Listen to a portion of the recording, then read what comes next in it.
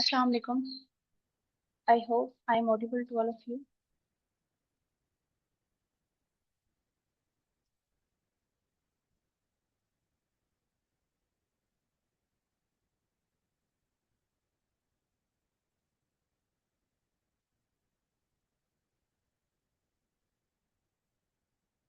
मुझे एक मैसेज करके बता दीजिए कि आप सबको आवाज आ रही है। जी आपकी आवाज आ रही है। Okay. So our today's agenda of meeting is about physics. So first of all, I would like to tell you about myself. This is Samia Zafar, who has been recently allocated to Pakistan Administrative Services. और मैंने physics में 149 marks score किए। ये आवाज नहीं आ रही ma'am, That's बिल्कुल slow है। मैम वॉइस लो है। क्या सबके साथ ऐसा है? यस जी मैम, मैम बिल्कुल आप स्लो ठीक आ है। रही है। Okay.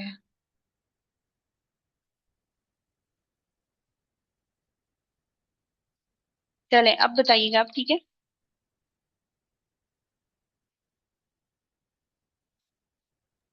Yes ma'am pretty much. Okay.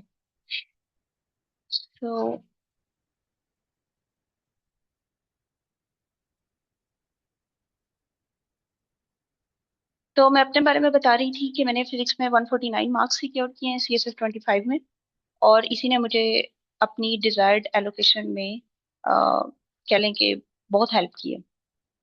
That's why I thought कि I must teach to you guys. Physics में मैंने फर्स्ट ऑफ ऑल तो MS फिजिक्स किया हुआ है, तो एक फैक्टर वो था। द सेकंड फैक्टर वाज कि मैंने as a visiting lecture university of Gujarat sub campus में भी एक सेमेस्टर पढ़ाया था, और साइमल्टेनियसली कॉलेज टीचर इंटर्न के तौर पर भी काम कर रही थी कॉलेज में, तो BS को ही पढ़ा रही थी। यही वाले कोर्स, ऑलमोस्ट यही जो हमारा CSS फिजिक्स का कोर्स है, यही वाला सारा था जो मैं पढ़ा रही थी। तो ये सारी चीजें थी जो प्रीवियस फैक्टर्स थे जिन्होंने मुझे हेल्प आउट किया कि मैं फिजिक्स के नोट्स अच्छे से बना सकूं, कोर्स को अच्छे से एनालाइज कर सकूं, फिर प्रैक्टिस कर सकूं। मुझे आइडिया था सारी चीजों का। सो आई स्कोर वेल। तो देखते हैं कि मैंने कैसे किया। फिजिक्स को अंडरस्टैंड करने के लिए जो है वो कॉन्सेप्ट्स बहुत इंपॉर्टेंट है। जब आपको कॉन्सेप्ट का पता होता है तो आप उसको याद रख पाते हैं। और सेकंड थिंग क्या है कि आपके पास हैंड रिटन नोट्स होने चाहिए। जो भी आप कर रहे हो सब्जेक्ट प्रिपेयर, तो उसमें हैंड रिटन नोट्स की तो बहुत बड़ी इंपॉर्टेंस है, बहुत बड़ा रोल है। तो इसमें भी आपने पहले तो कॉन्सेप्ट्स को अंडरस्टैंड करना होता है, फिर आपने उसके हैंड रिटन नोट्स बना लेने हैं सारे टॉपिक्स से, क्योंकि इसमें मैथमेटिक्स होती है और वो स्टेप बाय स्टेप आपको याद रखना होता है। वो handwritten practice is much more important. Secondly, जो सोर्सेज थे मेरे, वो मैंने कुछ बुक्स कंसल्ट की हुई थी, कुछ यूट्यूब के सोर्सेज थे जो मुझे बुक से नहीं मिल रहा, वो मैं यूट्यूब से देख रही हूँ। जो स्टेप समझ नहीं आ रहा वो मैं यूट्यूब से देख रही हूँ। And the third thing was कि गूगल, कुछ एक्सप्लेनेशंस चाहिए होती हैं, कुछ क्वेश्चंस के आंसर्स चाहिए होते हैं आपको। स्टूडेंट्स, आपको स्क्रीन नजर आ रही है? नो मैम स्क्रीन इनविजिबल होगी। ओके।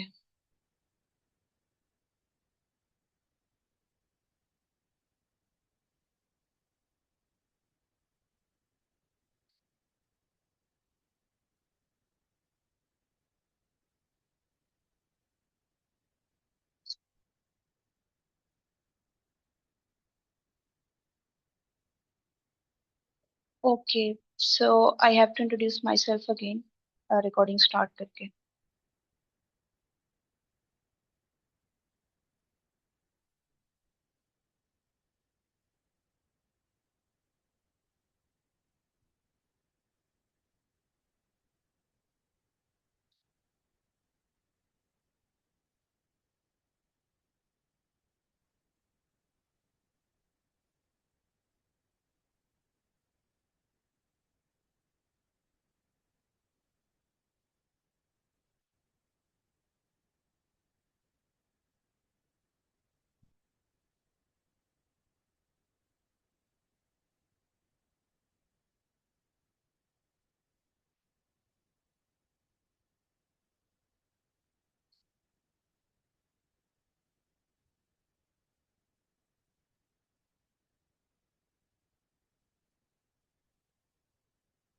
तो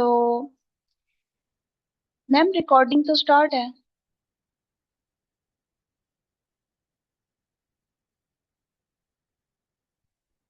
मैम रिकॉर्डिंग चल रही है। अच्छा,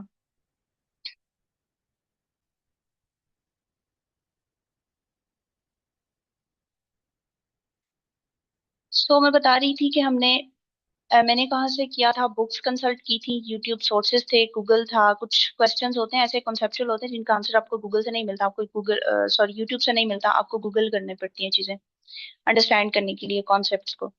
तो ये सोर्सेज थे जो मेरे थे कि मैंने कहाँ से प्रिपेयर किया। उसके बाद मैंने क्या किया था, पास्ट पेपर्स जो है वो भी एक वाइटल रोल प्ले करते हैं आपको ओवरऑल सीएसएस में भी, और फिर फिजिक्स में तो बहुत ज्यादा रोल था। मैंने उन सारों पास्ट पेपर्स को एनालाइज किया फ्रॉम 2009-10 ऑनवर्ड्स टिल 2024, क्योंकि मेरी 25 की अटेम्प्ट थी, तो मैंने 24 तक सारे पेपर 1 पेपर 2 के सारे जितने भी न्यूमेरिकल्स हैं, शॉर्ट क्वेश्चंस भी अंदर आते हैं, टॉपिक्स भी आते हैं, प्रूव करना होता है, जितनी भी स्टेटमेंट थी सारों को मैंने एनालाइज कर लिया, डिवाइड कर लिया, और फिर मैंने उनको प्रैक्टिस कर लिया यूजिंग माय नोट्स। अगर नोट्स में नहीं है तो पास्ट पेपर को देखकर कर लिया। अच्छा, फिर मैंने क्या किया था, कुछ टॉपिक्स होते हैं जो मोस्टली रिपीट हो रहे होते हैं, फिजिक्स में भी होता है, बाकी सब्जेक्ट्स में भी होता है, फिजिक्स में भी हो रहा होता है ऐसे, तो उन पर ज्यादा फोकस कर लिया। क्यों? क्योंकि अगर इन टॉपिक्स में से आ जाएगा कोई क्वेश्चन तो मेरे मार्क्स एटलीस्ट डिडक्ट नहीं होने चाहिए। तो दिस वाज द रीजन कि मैंने पास्ट पेपर्स पर फोकस किया, मोस्ट इंपॉर्टेंट टॉपिक्स को भी फोकस किया। और ऐसा नहीं है कि मैंने बाकी जो सिलेबस था उसको इग्नोर किया, जस्ट पास्ट पेपर्स को कर लिया, ऐसा नहीं था, और ऐसा करना भी नहीं चाहिए, मैंने किया भी नहीं। लेकिन ये कि जो रिपीट हुए होते हैं ना, उन क्वेश्चंस में से अगर कोई आ जाए तो मार्क्स आपके डिडक्ट नहीं होने चाहिए, और फिजिक्स में तो बिल्कुल भी नहीं होने चाहिए, क्योंकि वही स्टेप्स होते हैं जो आपने करने होते हैं, अगर आपको वो आते हैं तो आप कर लेते हो। अच्छा, फिर मैंने जब पास्ट पेपर्स को सॉल्व किया था तो अगेन मेरा एक फोकस था प्रेजेंटेशन स्किल्स पर भी, क्योंकि फिजिक्स है ये और मैं कहूँ कि टेक्निकल सब्जेक्ट है, इसमें मैंने मैथमेटिक्स सॉल्व कर दी तो ये मुझे मार्क्स दे जाएगा, ऑब्वियसली देगा। लेकिन क्योंकि एक कंपेटिटिव एग्जाम है तो इसमें प्रेजेंटेशन स्किल्स की अपनी एक इम्पोर्टेंस है, तो उस पर भी साथ में फोकस किया मैंने।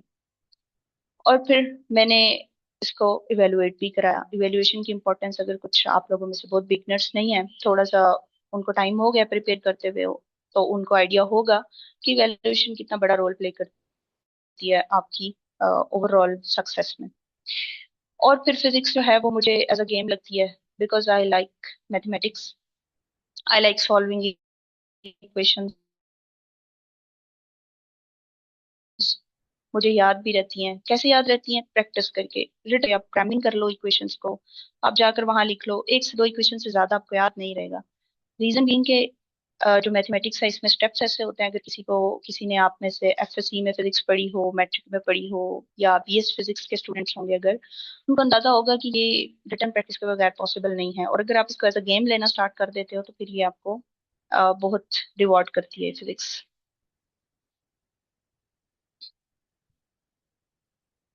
अच्छा, फिर देखें कि हमने जब भी कोई फिजिक्स या कोई भी ऐसा सब्जेक्ट जो कि ऑप्शनल है उसको ऑप्ट करना होता है, तो हम मस्ट है कि उसका एक एनालिसिस देखते हैं कि वो कुछ सालों से कैसा चल रहा है, उसमें स्कोर कैसा आ रहा है, और मुझे लेना चाहिए या नहीं लेना चाहिए। तो हम ये देख लेते हैं। फिजिक्स में जो है 2016 में सिलेबस चेंज हुआ था। इसके दो पेपर्स हैं, 1 और 2।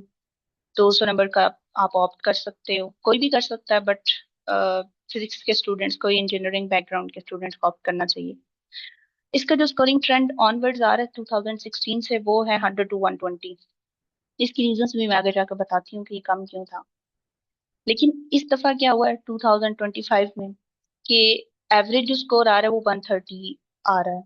और जैसा कि मैंने 149 स्कोर किया, मैंने एक डीएमसी देखी थी फेल्ड कैंडिडेट की, 170 मार्क्स थे उसके अंदर। और इसी तरह से 120 भी होंगे, 110 भी होंगे, बट जो एवरेज स्कोर था 130 था, उससे ज्यादा ही था। इसकी रीजन देख लेते हैं।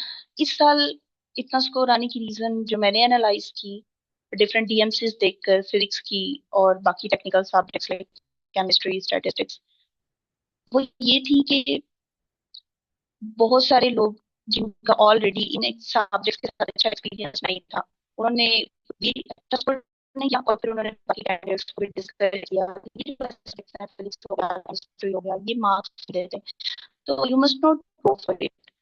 वो उन्होंने एक इस पे की कह लेंगे ट्रेंड बना दिया कि नहीं जाना चाहिए।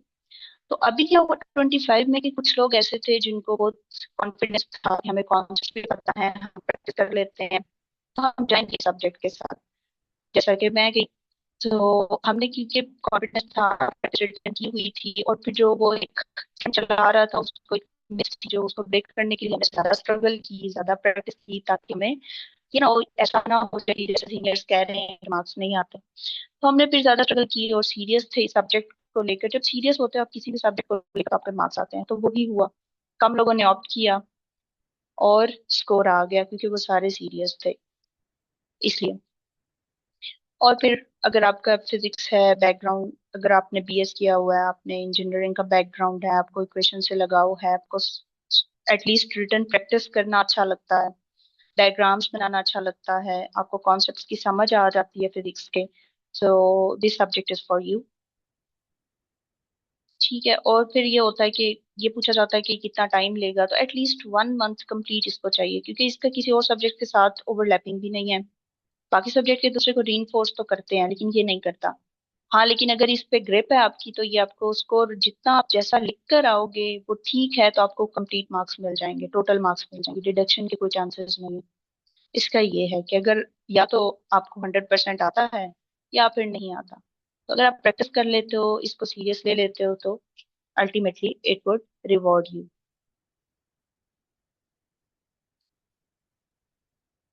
नेक्स्ट हम एग्जामिनर की कुछ 2019 में आई थी लास्ट रिपोर्ट, वो देख लेते हैं कि वो क्या कहता है कि इस सब्जेक्ट के बारे में। हमारे उसके दो पेपर होते हैं, पेपर ए और पेपर बी। सबसे पहले वो कहता है कि प्रिपरेशन डेफिशिएंसी होती है। मैंने जैसे बताया कि सीनियर्स का खुद एक्सपीरियंस अच्छा नहीं था। क्यों नहीं था? उनकी प्रिपरेशन डेफिशिएंसी थी। उनको लगता है कुछ इंपॉर्टेंट टॉपिक्स प्रिपेयर कर लिए, कुछ पार्ट्स पेपर देख लिए, without doing proper written practice again and again, without evaluation। और वैसे भी मार्केट में हम देखें तो फिजिक्स की इवेल्युएशन या कह लें कोचिंग के लिए कुछ ज्यादा ट्यूटर्स अवेलेबल नहीं है, तो डेफिशिएंसीज रह जाती हैं। बाकी सब्जेक्ट्स में वो अच्छा स्कोर कर जाते हैं जस्ट बिकॉज कि उनको ट्यूटर्स भी मिल जाते हैं, इवेल्युएशन की फैसिलिटी भी मिल जाती है, गाइडेंस भी मिल जाती है। इस सब्जेक्ट की गाइडेंस भी नहीं मिलती।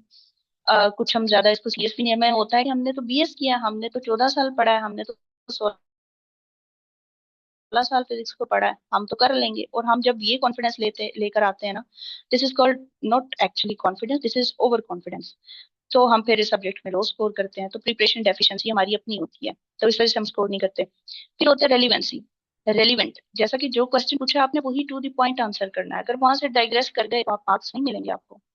सही लिखा है तो मार्क्स मिलेंगे, नहीं लिखा सही तो मार्क्स नहीं मिलेंगे, दैट्स इट। उसके बाद आता है ma'am time management. Yes. Ma'am जैसे मैंने बीई इलेक्ट्रिकल किया है और मास्टर्स किया है एनईडी से, तो सर मेरे मैम फिजिक्स मेरे लिए नहीं है क्या?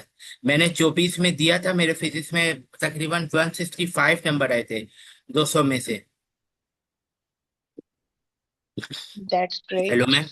देन और अभी yes, मैंने पीएमएस that फिन का then why दिया है। physics is not for you?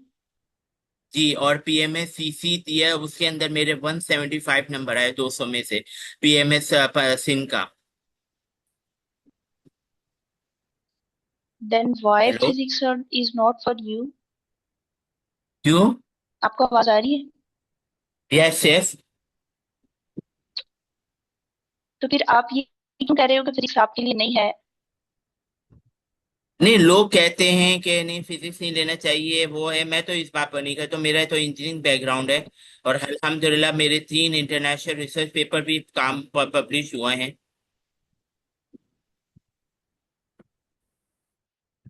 Okay, लेना चाहिए फिजिक्स को अगर आप रिटन प्रैक्टिस में अच्छे हो, मैंने बताया ना। अच्छा, नेक्स्ट स्टेप है हमारे पास टाइम मैनेजमेंट। कैडेट्स मुझे बताइएगा, आवाज आ रही है? कंफर्म कर। अंदर से आपकी आवाज कट रही है।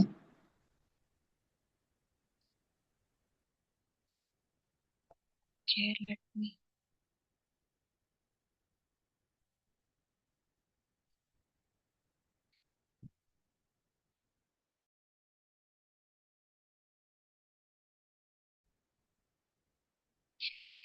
अब क्या क्लियर है?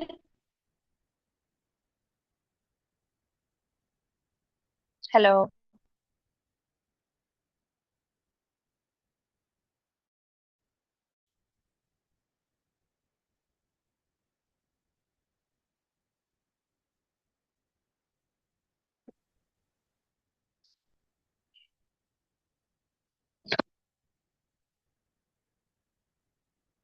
अब बताइएगा, अब आवाज आ रही है आप लोगों को? जी मैम, अब बेहतर है। हेलो। जी अब आ रही है आपकी आवाज।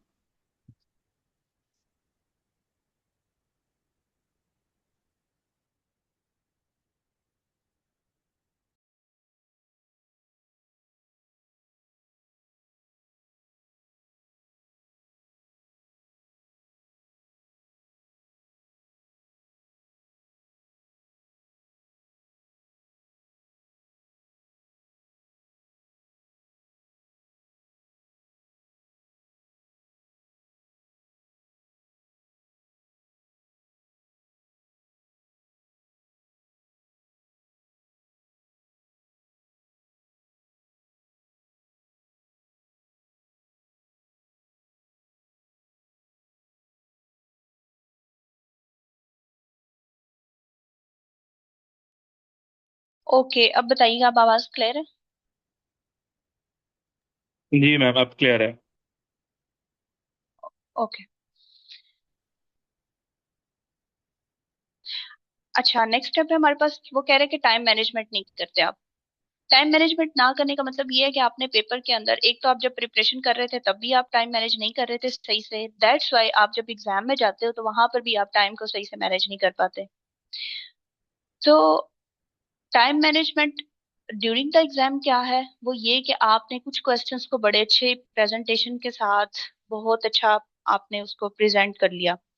बहुत लेंथी आंसर्स भी लिख लिया आपने, नहीं भी जहां पर इंग्लिश लिखनी थी, जहां पर मैथमेटिकल स्टेप्स कुछ कम हो सकते थे, आप उनको लंबा करके लिख लिया कि क्वेश्चन लंबा हो जाए। आपने ये किया, लेकिन अल्टीमेटली क्या हुआ कि वो, क्योंकि एक क्वेश्चन के तीन तीन पार्ट्स भी होते हैं समटाइम्स, उसमें वैसे टॉपिक एक ही होता है, लेकिन सेकंड न्यूमेरिकल हो गया, थर्ड एक कोई कंसेप्चुअल क्वेश्चन हो गया जिसका आंसर आपने देना है using any topic any concept. तो वो जब आप टाइम मैनेज नहीं कर पाते, क्योंकि अब ये तीन तीन कर लेंगे तो ये तो 12 क्वेश्चंस बन जाते हैं ओवरऑल। अगर आपने इसमें से 6 ठीक लिख लिए या 8 ठीक लिख लिए, रिमेनिंग 6 में आपने अपनी प्रेजेंटेशन पर भी फोकस नहीं किया, स्टेप्स गलत हो रहे हैं, दरम्यान में कट कर रहे हैं आप, ओवर राइटिंग कर रहे हैं, जहां पर डायग्राम आती थी वो मिस कर रहे हैं, जहां पर आप अच्छे से एक्सप्लेन कर सकते थे यूजिंग मैथमेटिक्स वो ना आपने नहीं किया, तो जहां पर हाईलाइट कर सकते थे, तो वो सारी चीजें वो कह रहे हैं कि टाइम मैनेजमेंट भी नहीं होती।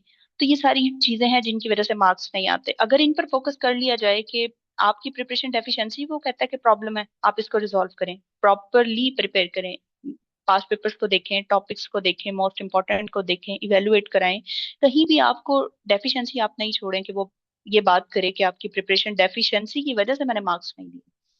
सेकेंडली, आप रेलिवेंसी रेलिवेंट रहें। अब ये नहीं कि उसने पूछा कुछ, आप कुछ और, कोई भी टॉपिक आपको जो याद आ रहा है वो लिख लो वहां पे, तो वो तो ऐसे नहीं मार्क्स देगा आपको। उसने जो पूछा है उसी को जवाब दें, वही लिखें, अच्छे से प्रेजेंट करें, मार्क्स देगा वो। फिजिक्स में तो मार्क्स नहीं कटते, बिल्कुल नहीं कटते अगर आपने ठीक लिखा हुआ है। उसके बाद, क्योंकि इसमें कंपैरेटिव जो एनालिसिस और वो मार्क्स होते हैं ना, वो नहीं होते फिजिक्स में। अगर मैंने ठीक लिखा है मुझे भी मार्क्स मिलेंगे, मेरे साथ वाले कैंडिडेट ने ठीक लिखा है उसको भी मिल जाएंगे। बाकी पेपर्स जैसे करंट अफेयर्स, पाकिस्तान अफेयर्स, ऐसे, इन सब में तो ये होता है कि जिसने बेस्ट लिखा है उसको ज्यादा मार्क्स, जिसने उससे थोड़ा सा कम लिखा है उसको कम मार्क्स, इस तरह से चल रहा होता है। कंपैरेटिव मार्किंग होती है, फिजिक्स में नहीं होती। फिजिक्स में आपने ठीक लिखा है, मार्क्स आपके हैं। तो इसलिए आपने रेलिवेंट रहना है। टाइम मैनेजमेंट, अगेन आपने टाइम मैनेज कर लिया, पेपर पूरा आपने विद इन टाइम कर लिया, और प्रेजेंटेशन भी अच्छी है, स्टेप्स भी ठीक हैं, तो ऐसा नहीं हो सकता वो आपको मार्क्स ना दे। तो ये कैसे सॉल्व होगा टाइम मैनेजमेंट वाला इशू? इवेलुएशन करने से, बार बार पास्ट पेपर्स को सॉल्व करें, इवेलुएशन कराएं, टाइमर लगाकर सॉल्व करें, तो आपका ये इशू भी सॉल्व हो जाएगा। हमने इन प्रॉब्लम्स पर फोकस करना है जो कि उसने हाईलाइट किए हैं कि इन प्रॉब्लम्स की वजह से मार्क्स नहीं देता मैं।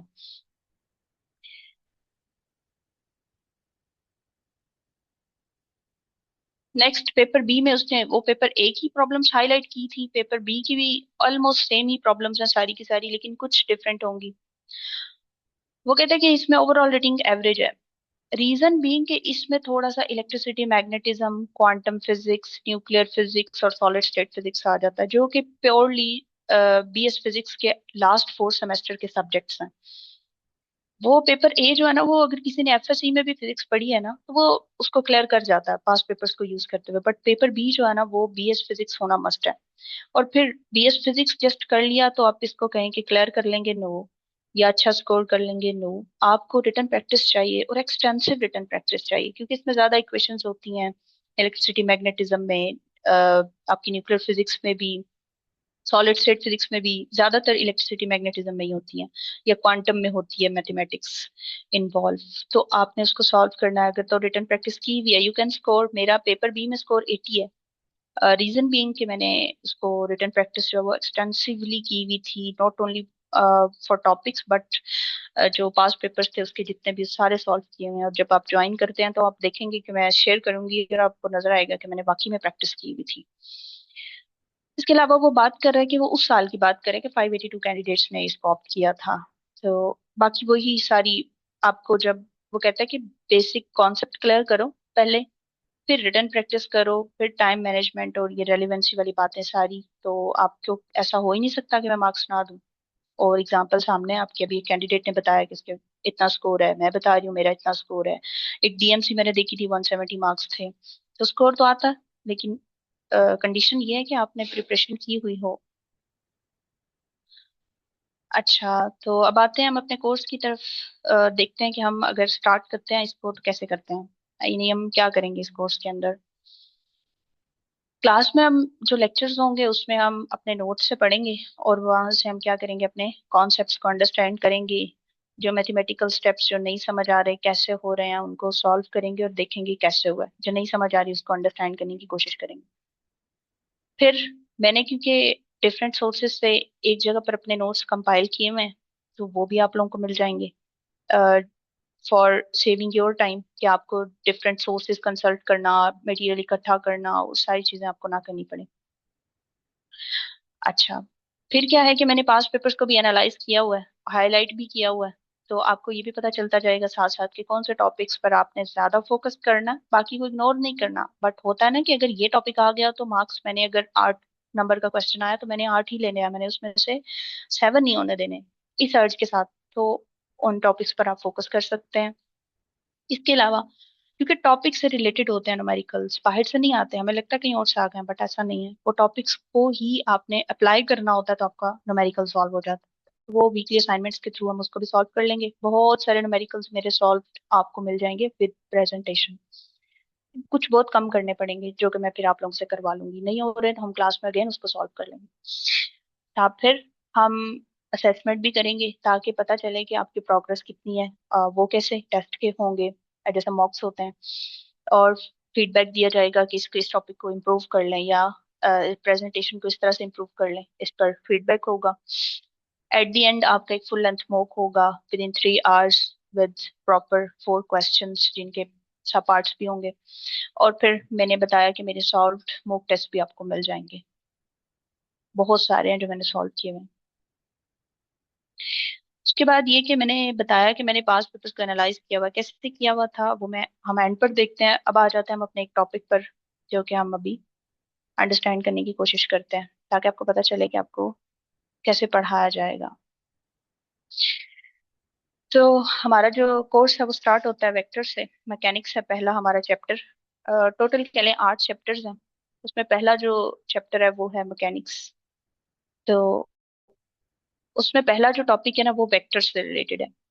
तो वेक्टर्स जो हैं वो क्या होते हैं, और फिर साथ में स्केलर्स, ये 2 तरह की क्वांटिटीज होती हैं। ये दोनों फिजिकल क्वांटिटीज हैं, एक है स्केलर और एक है वेक्टर। अब हमने देखना है कि स्केलर क्वांटिटी किसे कहा जाता है और वेक्टर क्वांटिटी किसे कहा जाता है। ये बहुत बेसिक है, वो शायद ये ना पूछे, बट हमने इसको अंडरस्टैंड करना है तो आगे जाकर इनको यूज करेंगे, फिर ही हमें समझ आएगी कि बात क्या हो रही है। इसलिए इसको अंडरस्टैंड करना जरूरी है हमारे लिए पहले। तो हम देख लेते हैं व्हाट इज स्केलर क्वांटिटी।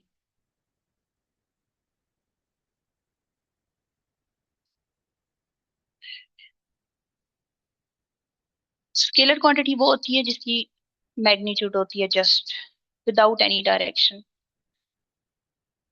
ये फिजिकल क्वांटिटी आप ये समझ लें कि मैग्नीट्यूड होती है। मैग्नीट्यूड से आप मुराद ये ले लें कि साइज होता है, किसी भी चीज का size. Let me change colour.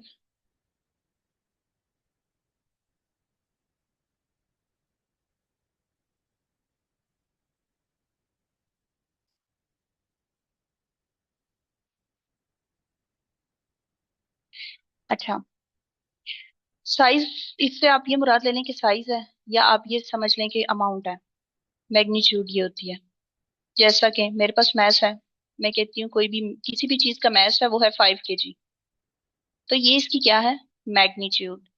अब स्केलर क्वांटिटी वो होती है जिसकी जस्ट मैग्नीट्यूड हो, तो मैस को आप स्केलर क्वांटिटी कह सकते हैं, क्योंकि इसकी एक मैग्नीट्यूड तो है, इसका साइज तो है, इसकी अमाउंट तो है, but there is no direction. मुझे नहीं पता मैस की डायरेक्शन क्या है, लेफ्ट साइड है, राइट साइड है, नॉर्थ है, साउथ है। This is the definition of scalar quantity. और फिर सेकंड जो इसकी करेक्टरिस्टिक है वो ये कि स्केलर क्वांटिटी वन डायमेंशनल होती है।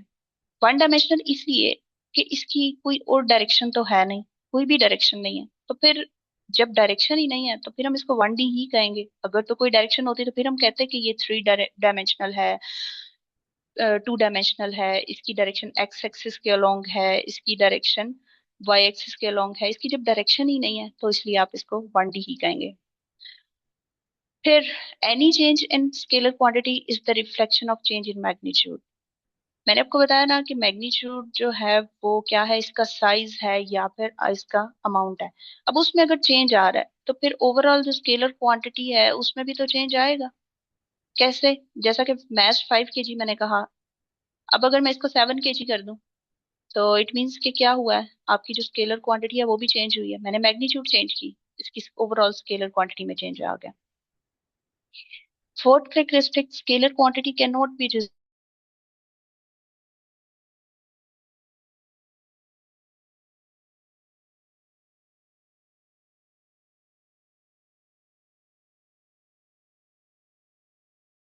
इसको रिजॉल्व करेंगे।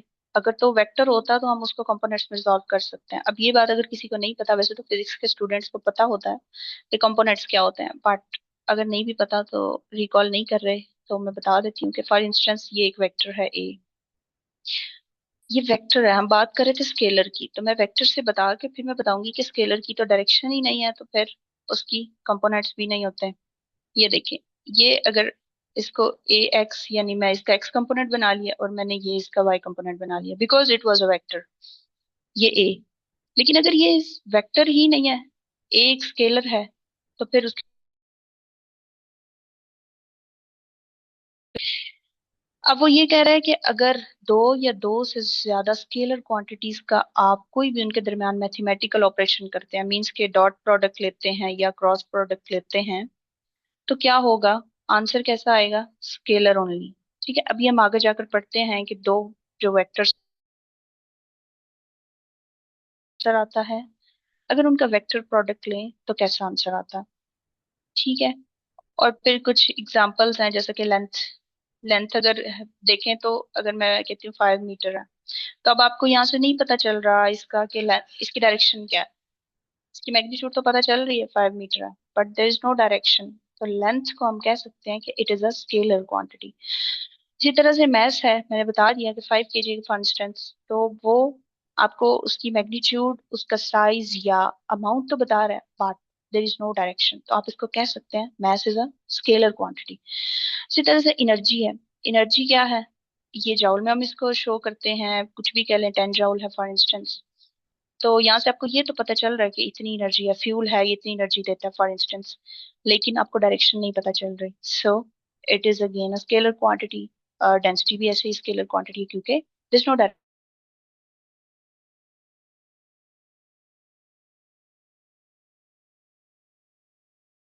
स्केलर।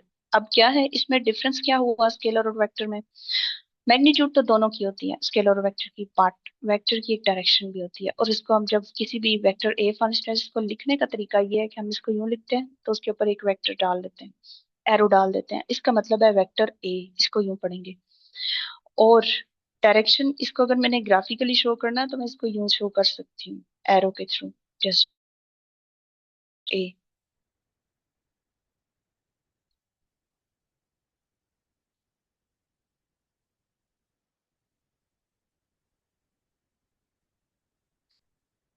क्लास मुझे बताइएगा, आवाज आ रही है? मैम आपकी आवाज बीच में डिस्टॉर्ट हो रही है, चीजें कट रही हैं। मेरे पास या तो इशू है Disturb? या आपके पास इशू है। अगर तो सबके साथ हो रहा है तो फिर तो मेरे पास इशू होगा, अदरवाइज फिर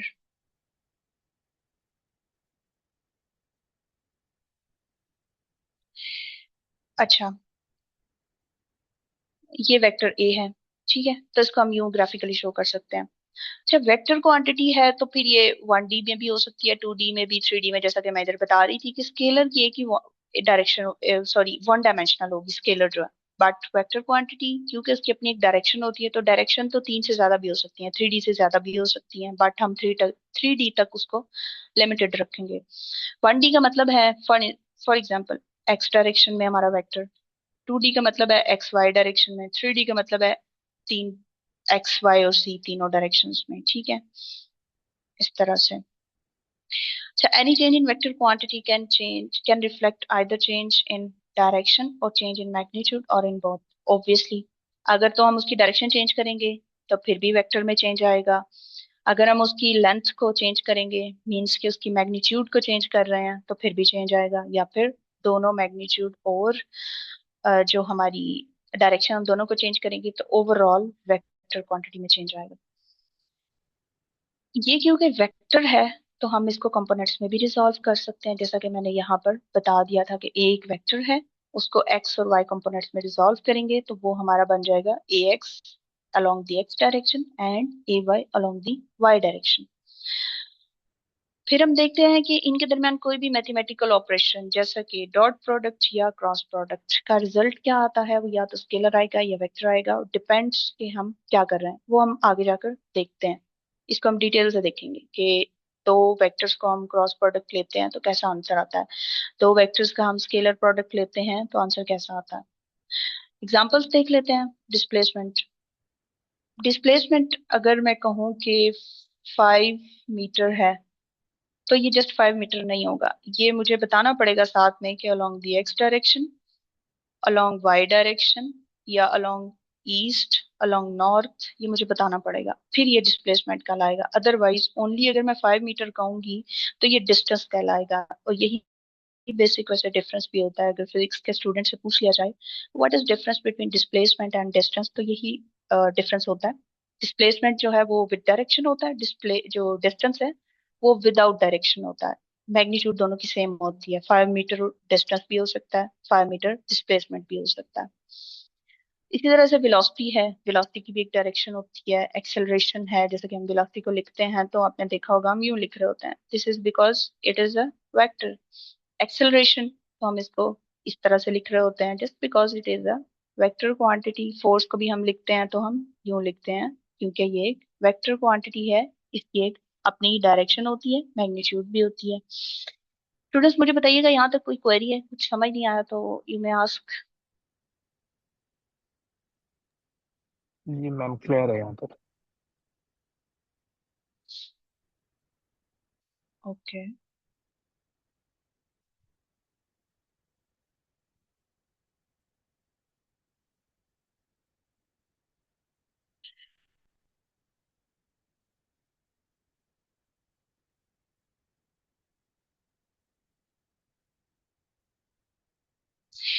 सो अब हम मूव करते हैं।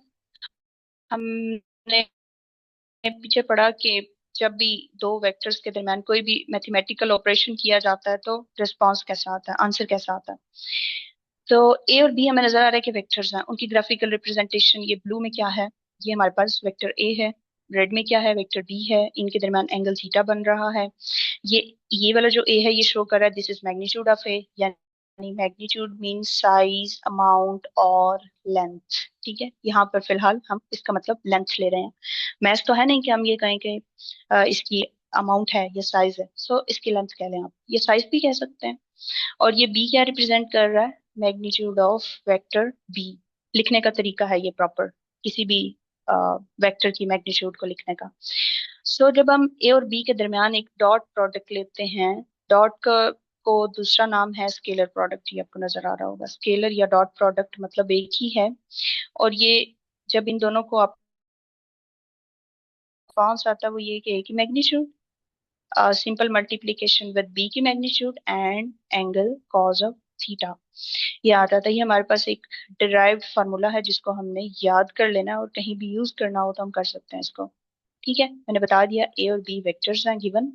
ए और बी ये वाली जो है ये हमारे मैग्नीट्यूड्स हैं और ये लेंथ्स हैं। देख लें थीटा क्या है, एंगल।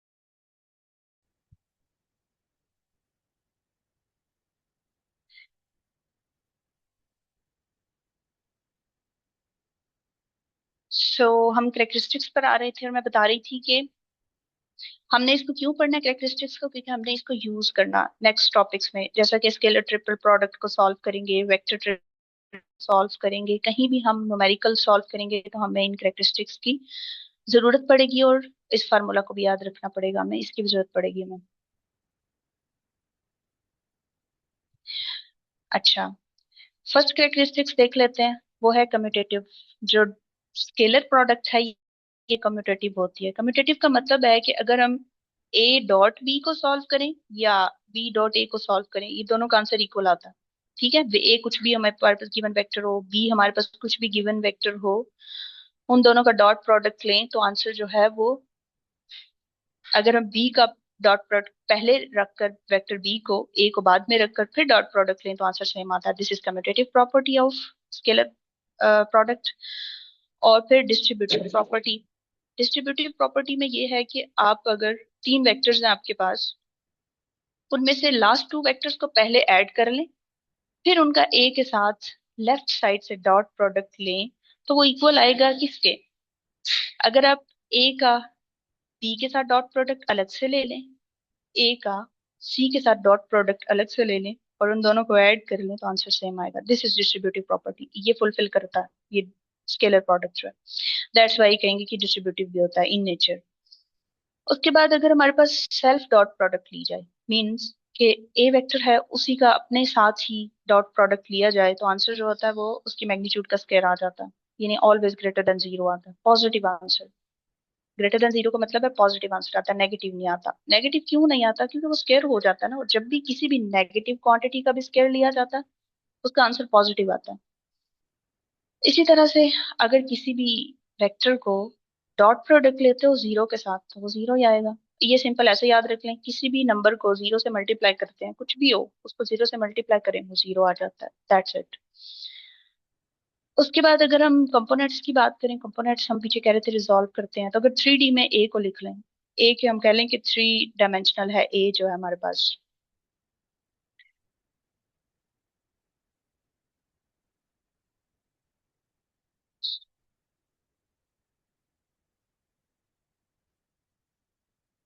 एक मिनट।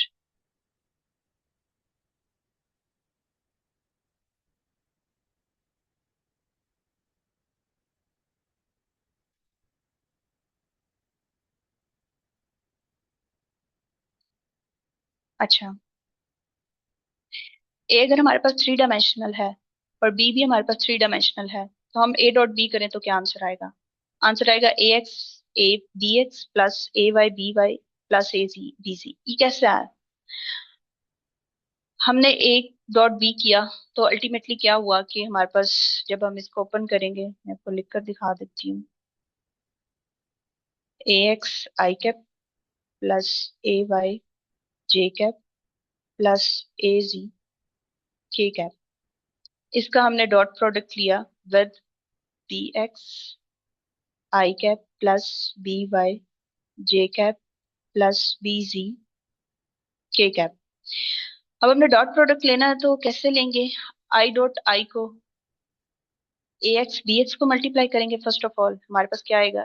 ए एक्स बी एक्स, और साथ में इसके आ जाएगा आई डॉट आई, क्योंकि वेक्टर ने वेक्टर से डॉट प्रोडक्ट लेना है ना, ये दोनों तो मैग्नीट्यूड्स हैं। इसी तरह से ए वाई बी वाई के साथ एक दफा ये क्वांटिटी आ जाएगी जे डॉट जे, इसके साथ इसका dot product. Similarly third quantity हमारे पास एक ये आएगी ए जी और बी जी, और के डॉट के हो जाएगा। बाकी जो रिमेनिंग क्वांटिटीज हैं वो सारी की सारी जीरो हो जाएंगी। रीजन क्या है? रीजन ये है कि जब आई को जे से आप डॉट प्रोडक्ट लेंगे तो आंसर क्या आएगा? अकॉर्डिंग टू दिस फॉर्मूला, ये जो हमने पढ़ा A dot B is equal to A B cos theta, मैं सपोज कर लेती हूँ ए आई है बी जे है, तो मेरे पास आंसर आएगा आई की मैग्नीट्यूड जे की magnitude into cos of theta. अब क्योंकि आई और जे जो है ना, ये क्या है, इनके दरम्यान एंगल 90 है। अगर आपको पता हो कि यूनिट वेक्टर्स क्या होते हैं, वो ये कि आई जो होता है वो अलोंग एक्स एक्सिस होता है, ये डिफाइंड है, और जे जो होता है ना वो जे के अलोंग होता है। इनके दरम्यान एंगल बन रहा है 90 डिग्री, और जब मैं इनका एंगल पुट करूंगी तो ये एंगल जो है ना ये 90 डिग्री है, जो इसको जीरो बना देगा कॉस 90 को। इसलिए बाकी जितने भी I dot J, J dot I dot के डॉट आई, कुछ भी इस तरह की जितने भी इसमें मल्टीप्लीकेशन करते हुए आएंगे ना, वो सारे फैक्टर उसको जीरो बना देगा, ये 90 डिग्री एंगल जो है। अच्छा स्टूडेंट्स, मुझे कोई एक बताइए, ये बात समझ आई? जी मैम, क्लियर है। ओके, तो इस तरह से बाकी जो भी हमारी क्वांटिटीज थी वो जीरो हो गई। हमारे पास क्या बचा? आई डॉट आई वाली एक, जे डॉट जे वाली, के डॉट के वाली, और ये क्यों ये आंसर हमें वन देंगी सारी की सारी। जे डॉट जे भी आंसर वन देगा, के डॉट के भी आंसर वन देगा। रीजन बीइंग कि आई डॉट आई को जब मैंने सॉल्व किया इसी मेथड से, तो मेरे पास आई ने भी, एक तो आई की मैग्नीट्यूड आएगी, फिर आई की मैग्नीट्यूड आएगी, और साथ में कॉज ऑफ 0 डिग्री आएगा। क्यों? क्योंकि आई पहले वाला भी अलोंग एक्स एक्सिस है, दूसरा वाला भी जो आई कैप है यानी यूनिट वेक्टर है वो भी अलोंग एक्स एक्सिस है। दैट्स वाई कॉस जीरो होगा। कॉस जीरो आंसर आप सबको पता है वन देता है। That's why A X B X हमारे पास जस्ट रह जाएगा, plus A Y B Y रह जाएगा, प्लस ए जी बी जी रह जाएगा। तो अब मुझे बताइए कि आपको कंपोनेंट फॉर्म समझ आइए, इसमें कोई क्वेश्चन?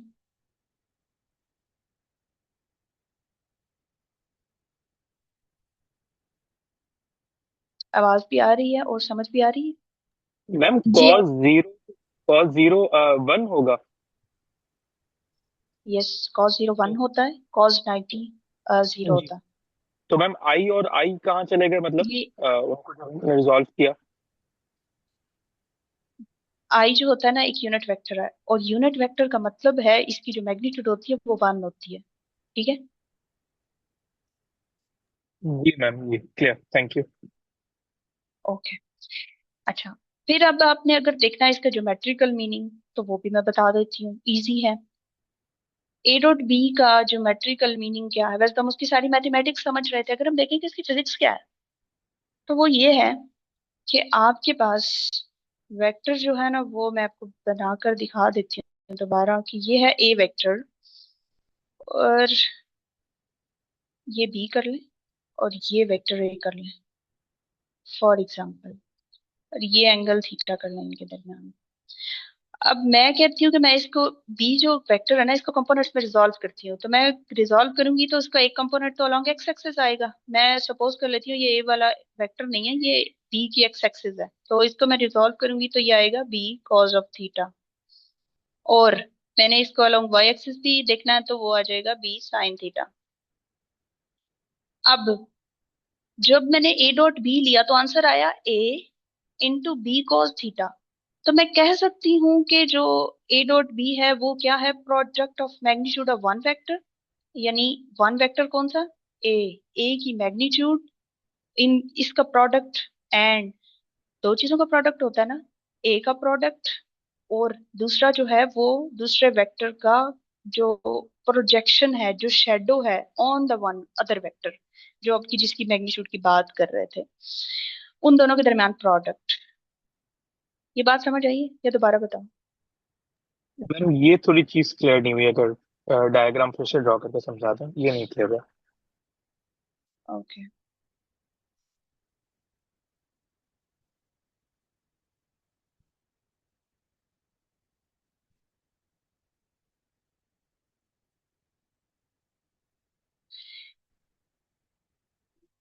ये देखो, ये हमारे पास बी वेक्टर है, ये हमारे पास ए वेक्टर है। फॉर एग्जांपल, ए वेक्टर, ये है बी वेक्टर, ये इन दोनों के दरमियान जरूर कोई ना कोई एंगल होता है, थीटा हो गया। अब मैंने बी को कंपोनेंट्स में रिजॉल्व करना है, मैंने बताया था पहले बी के कंपोनेंट्स में कैसे रिजॉल्व करते हैं, तो मैंने कंपोनेंट्स में रिजॉल्व कर लिया बी को। किसको? बी को। बी को कंपोनेंट में रिजॉल्व किया तो एक कंपोनेंट उसका बी कॉस थीटा बनेगा, क्योंकि एक्स एक्सिस के अलोंग जो बनता है वो कॉस थीटा होता है, और जो वाई एक्सिस के अलोंग जो बनता है वो होता है बी साइन थीटा होगा। अब मैंने जब ए डॉट बी लिया तो रिस्पॉन्स क्या आया? ए की मैग्नीट्यूड इंटू बी की magnitude and cos of theta. तो वो कहता है कि इन इसका ज्योमेट्रिकल मीनिंग ये है कि एक जो वेक्टर है उसकी मैग्नीट्यूड का product with the projection of second vector on the first vector. कैसे? ये जो ए है इसकी मैं लेंथ देखूं और साथ में बी कॉस थीटा को मल्टीप्लाई कर दूं। बी कॉस थीटा क्या है? ये जो बी वेक्टर था उसका शेडो है ना, उसका प्रोजेक्शन है ऑन द फर्स्ट वेक्टर। अब मैं फर्स्ट वेक्टर की मैग्नीट्यूड और साथ में सेकंड वेक्टर बी जो है उसके प्रोजेक्शन ऑन फर्स्ट वेक्टर को मल्टीप्लाई कर दूं तो आंसर आ जाएगा ए डॉट बी का। ये इसके साथ मैच कर रहा है, इस मैथमेटिकल एक्सप्रेशन के साथ। जी ma'am clear. Did you get my point now? जी जी मैम बिल्कुल। ओके। ये थी हमारी स्केलर प्रोडक्ट। इसी तरह से हमारी सेकंड प्रोडक्ट है जो कि मिस है अगर वेक्टर इसमें प्रोडक्ट। यस। इसमें से अगर एंगल निकलेगा तो उसे क्या नाम देंगे हम? Angle theta. या वो निकलेगा एंगल कैसे? थीटा ही होगा। निकलेगा कैसे? अगर आपने न्यूमेरिकल, हम वैसे सॉल्व तो करेंगे बट अगर आप पूछ रही हैं तो लेट मी टेल यू।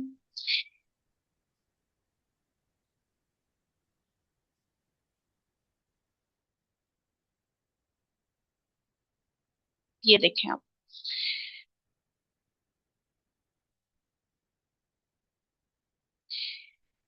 अगर आपने यहाँ से एंगल निकालना है, आप इस फार्मूला या इसको देख लेते हैं, थोड़ा बड़ा लिखा आपको नजर भी आ रहा होगा। ए डॉट बी है, आपने ये फार्मूला आपके पास है, आपसे कहा जाता है कि इन दोनों दो वेक्टर्स हैं, उनके दरमियान डॉट प्रोडक्ट लें और हमें जो है ना वो इन दोनों के दरमियान एंगल निकाल कर दिखाएं। आप कैसे निकालेंगे? आप पहले तो फर्स्ट ऑफ ऑल दो वेक्टर्स आपको गिवन होंगे, ए डॉट बी फाइंड कर लेंगे, उन दोनों के दरमियान आई डॉट जे जैसे भी करके वो सारा मेथड न्यूमेरिकल्स में हम देख लेंगे। डिवाइड करेंगे इसको ए की मैग्नीट्यूड के साथ, जो कि आपने फाइंड आउट कर ली होगी। कैसे करेंगे मैं आपको वो भी सिखाऊंगी। पी की magnitude equal to cos of theta रह जाएगा। इसी मैथमेटिकल एक्सप्रेशन को मैंने रीराइट कर लिया in this form. I hope कि आपको थोड़ी सी समझ आ गई होगी, क्योंकि मैंने जो इसके साथ क्वांटिटीज थी उनको इधर जाकर डिवाइड कर दिया, क्योंकि यहाँ मल्टीप्लाई हो रही थी। अब मैंने अगेन थीटा निकालना है, कॉस तो नहीं निकालना, तो मैं क्या करूंगी नेक्स्ट स्टेप में? मैं कर लूंगी जो आंसर आएगा ना इसका, इस होल क्वांटिटी का, मैं इसका इनवर्स कर लूंगी, कॉस इनवर्स। ठीक है, तो ये मेरे पास आंसर आ जाएगा जो कि आप कह रही हैं कि थीटा एंगल निकालना। अगर वो हमसे थ्री डिमेंशन में पूछ लें तो वो हम जो आपने पहले वाला जो ए है, ए एक्स आई ए वाई जे ए जी के वाला है, तो इसको कंपेयर जी करेंगे बिल्कुल। ना? बिल्कुल, ओके। अगर वो थ्री डायमेंशन में भी पूछता है, आपने सेम प्रोसीजर को यूज करते हुए, सेम फार्मूला को यूज करते हुए ए डॉट बी फाइंड कर लेना फर्स्ट ऑफ ऑल। सेकेंडली आपने ए की अलग से मैग्नीट्यूड, बी की मैग्नीट्यूड अलग से निकाल लेनी है। निकालने के बाद उनको डिवाइड कर लेना है। डिवाइड करने के बाद उसका ओवरऑल आंसर का कॉज इनवर्स लेंगे यूजिंग कैलकुलेटर, अलाउ होता है फिजिक्स के पेपर में। आप थीटा निकाल लेंगी सिमिलरली। जी। ओके। मैम आपसे एक नेक्स्ट, सवाल था, आप किस बुक से प्रिपरेशन करती थी? मैं आपको लास्ट पर आपकी क्वेरीज लेती हूँ सारी। ओके।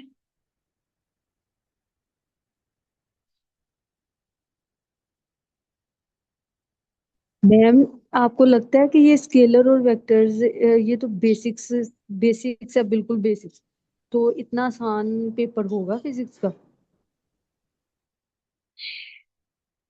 उसने डिफरेंस तो पूछा हुआ है वेक्टर और स्केलर के दरमियान, लेकिन आपके साथ ही कुछ कैंडिडेट्स ऐसे होंगे जिनको ये नहीं पता होगा कि क्रॉस प्रोडक्ट कैसे लेनी है, वेक्टर प्रोडक्ट कैसे लेनी है। बाकी चीजें तो मैं थोड़ी सी आपको रिकॉल करवाने के लिए बता रही हूँ, because it's an orientation. Orientation की अगर आपको समझ नहीं आएगी ना, तो बाकी कोर्स तो आप समझ लेंगे कि this is impossible for you. तो आगे जाकर हमने क्रॉस प्रोडक्ट को भी यूज करना है, हमने स्केलर प्रोडक्ट को भी यूज करना। तो अगर आपको ये नहीं पता होगा कि क्या है, कैसे है, क्यों है, तो फिर आप यूज नहीं कर पाएंगे। ओके। अच्छा, नेक्स्ट है हमारे पास वेक्टर प्रोडक्ट। अब दो वेक्टर्स का ये अगर हम वाला क्रॉस प्रोडक्ट लेते हैं।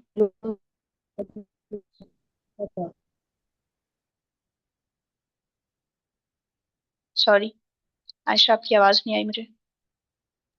मैम, मैं आपसे ये कह रही थी कि आपने कहा कि जैसे पेपर ए होता है तो वो पेपर ए सिंपल होगा, लेकिन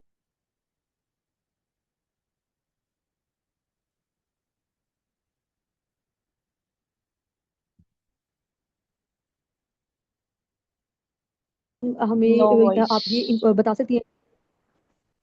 नहीं नहीं, मैं आपसे ये कह रही हूँ कि जैसे अब आ रही है आपको? जी जी आ रही है, बट ब्रेक हो रही है, आप बोले। जी जी, मैं कह रही हूँ कि जैसे फिजिक्स है, तो अभी फिजिक्स में कुछ कैंडिडेट्स ऐसे होंगे जिन्होंने बीएस किया होगा, कुछ कैंडिडेट ऐसे होंगे जिन्होंने एमएस किया होगा। कुछ भी ने कहा कि पेपर ए बहुत आसान होगा लेकिन पेपर बी में थोड़ी सी कॉम्प्लिकेशंस होंगी। तो फिजिक्स में कौन से ऐसे क्वेश्चंस हैं या कौन से ऐसे सब्जेक्ट्स हैं जिनको हम अगर क्लियर करें तो हमारे ये दोनों पेपर्स में काफी अच्छे मार्क्स आ जाए? एक तो आपने कहा ईएमटी, दूसरा आपने कौन सा मेंशन किया, अगर वो सब्जेक्ट्स के नाम हमें पता?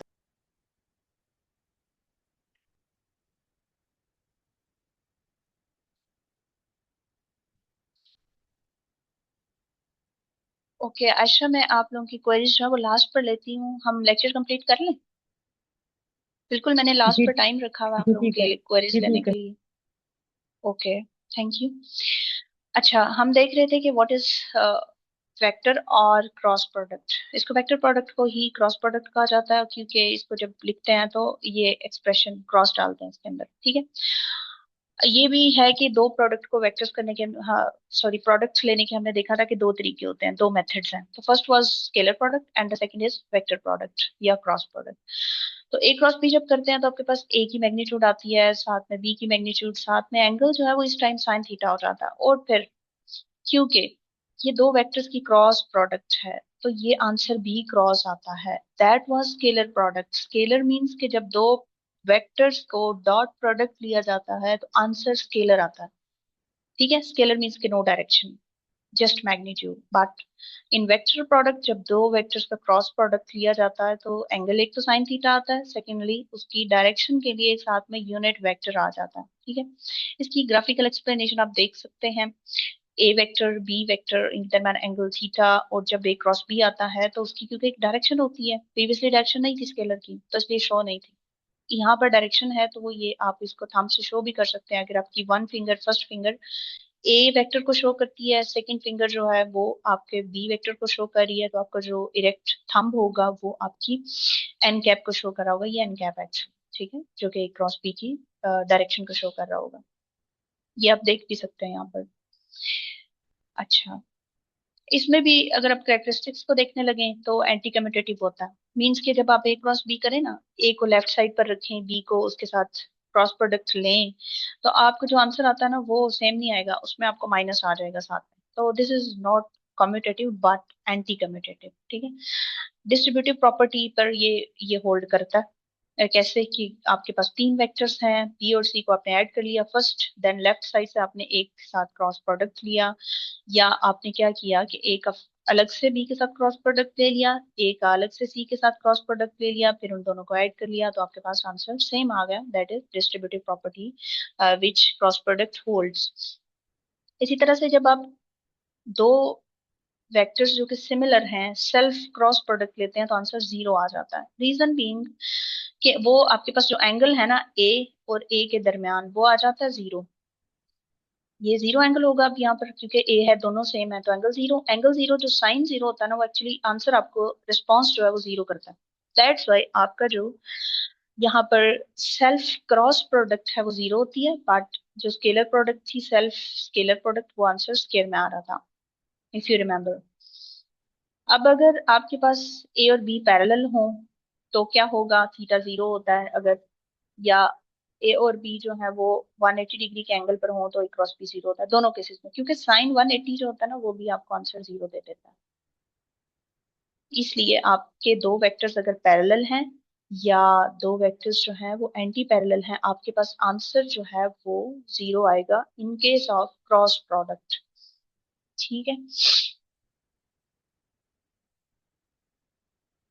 Non zero vector is perpendicular to both A and B. जैसा कि आप देख लें, ए वेक्टर आपके पास, बी वेक्टर है, और नॉन जीरो वेक्टर कौन सा है आपका, यूनिट वेक्टर, वो जो है वो परपेंडिकुलर होगा, यानी थर्ड वेक्टर वो, अगर आप क्रॉस प्रोडक्ट लेते हैं ना तो जो आंसर आएगा उसके साथ अपना एक डायरेक्शन का यूनिट वेक्टर होगा, वो उन दोनों के परपेंडिकुलर होगा, ये बात होगी। इसी तरह से आपने अगर कंपोनेंट्स की बात करें तो डॉट प्रोडक्ट मैंने लेना सिखा दिया था, आई डॉट जे, और फिर आई डॉट आई आपको आंसर वन देता है जबकि आई डॉट जे जीरो देता है। यहाँ पर थोड़ा सा सिनेरियो डिफरेंट है कि आपने कैसे सॉल्व करना है क्रॉस प्रोडक्ट को यूजिंग मैट्रिक्स मेथड। अब देखिए ना, ये आगे जाते हम डायरेक्ट वहां से स्टार्ट करते तो आपको कैसे पता चलता है क्रॉस बी कैसे सॉल्व करना है, तो वो मैट्रिक्स को यूज करके करते हैं। मैट्रिक में आपने अगर सॉल्व किया हो मैथमेटिक्स में कहीं पर, तो ये स्टेप सिखाया जाता है मैट्रिक्स वाले टॉपिक में, चैप्टर में, कि आपने दो वेक्टर्स का जो ये, सॉरी, मैट्रिक्स को कैसे सॉल्व करना है, वेक्टर्स तो नहीं वहां पढ़ाए जाते, बट ये मैट्रिक्स को सॉल्व करना सिखाया जाता है।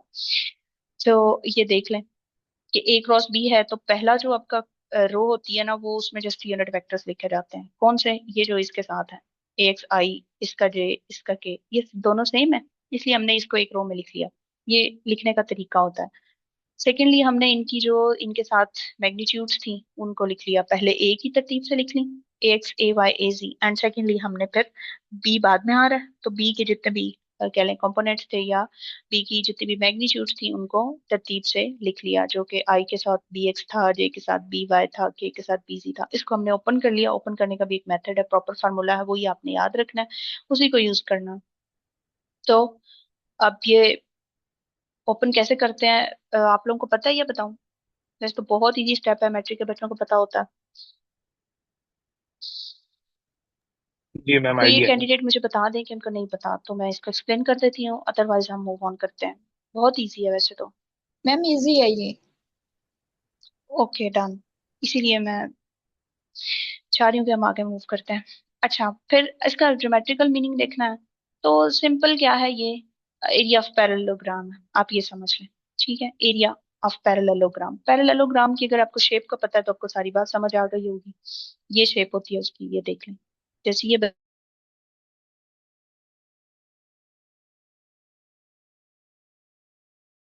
मैम आपकी वॉइस चली गई है। पैरेललोग्राम को शो करता है जो कि ए और बी ने बनाया हुआ है, और ये भी ए ही है, ये वाला जो है ना ये ए है, इसी तरह से ये बी है। ठीक है, यहाँ तक क्लियर है? चलें आगे। मैम ये पैरेललोग्राम में आपकी आवाज चली गई थी, अगर रिपीट कर दें।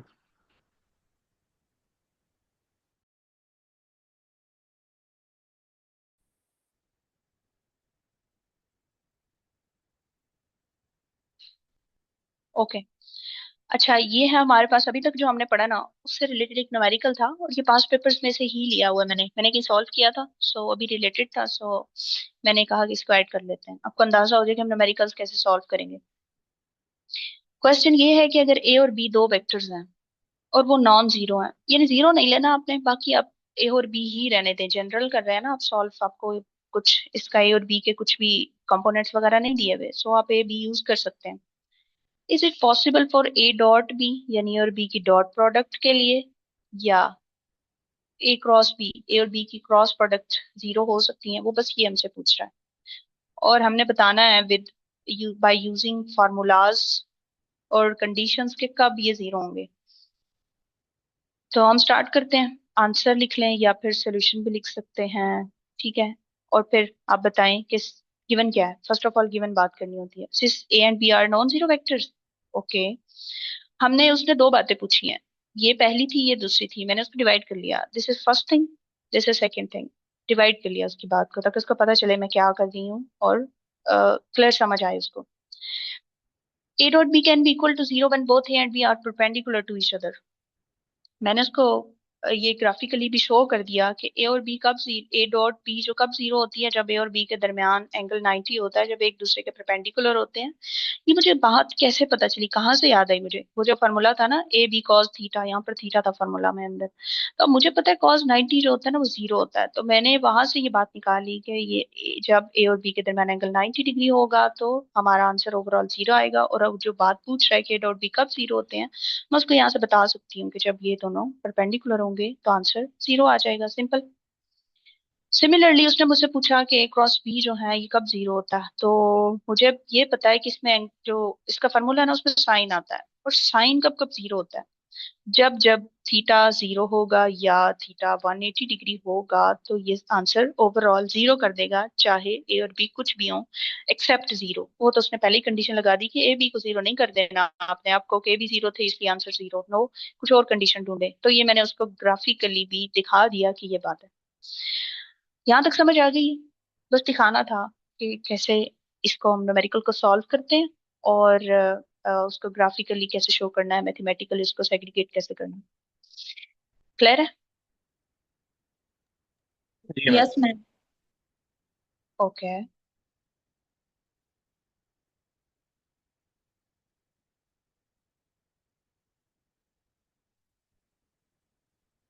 चलो अब हम देखते हैं कि स्केलर ट्रिपल प्रोडक्ट क्या होती है। ये बार बार क्वेश्चन पूछता है इस पे, तो मैंने इसको सॉल्व भी किया हुआ था, सो आई थॉट कि मुझे शेयर करना चाहिए, समझा देना चाहिए कैसे होता है। अच्छा,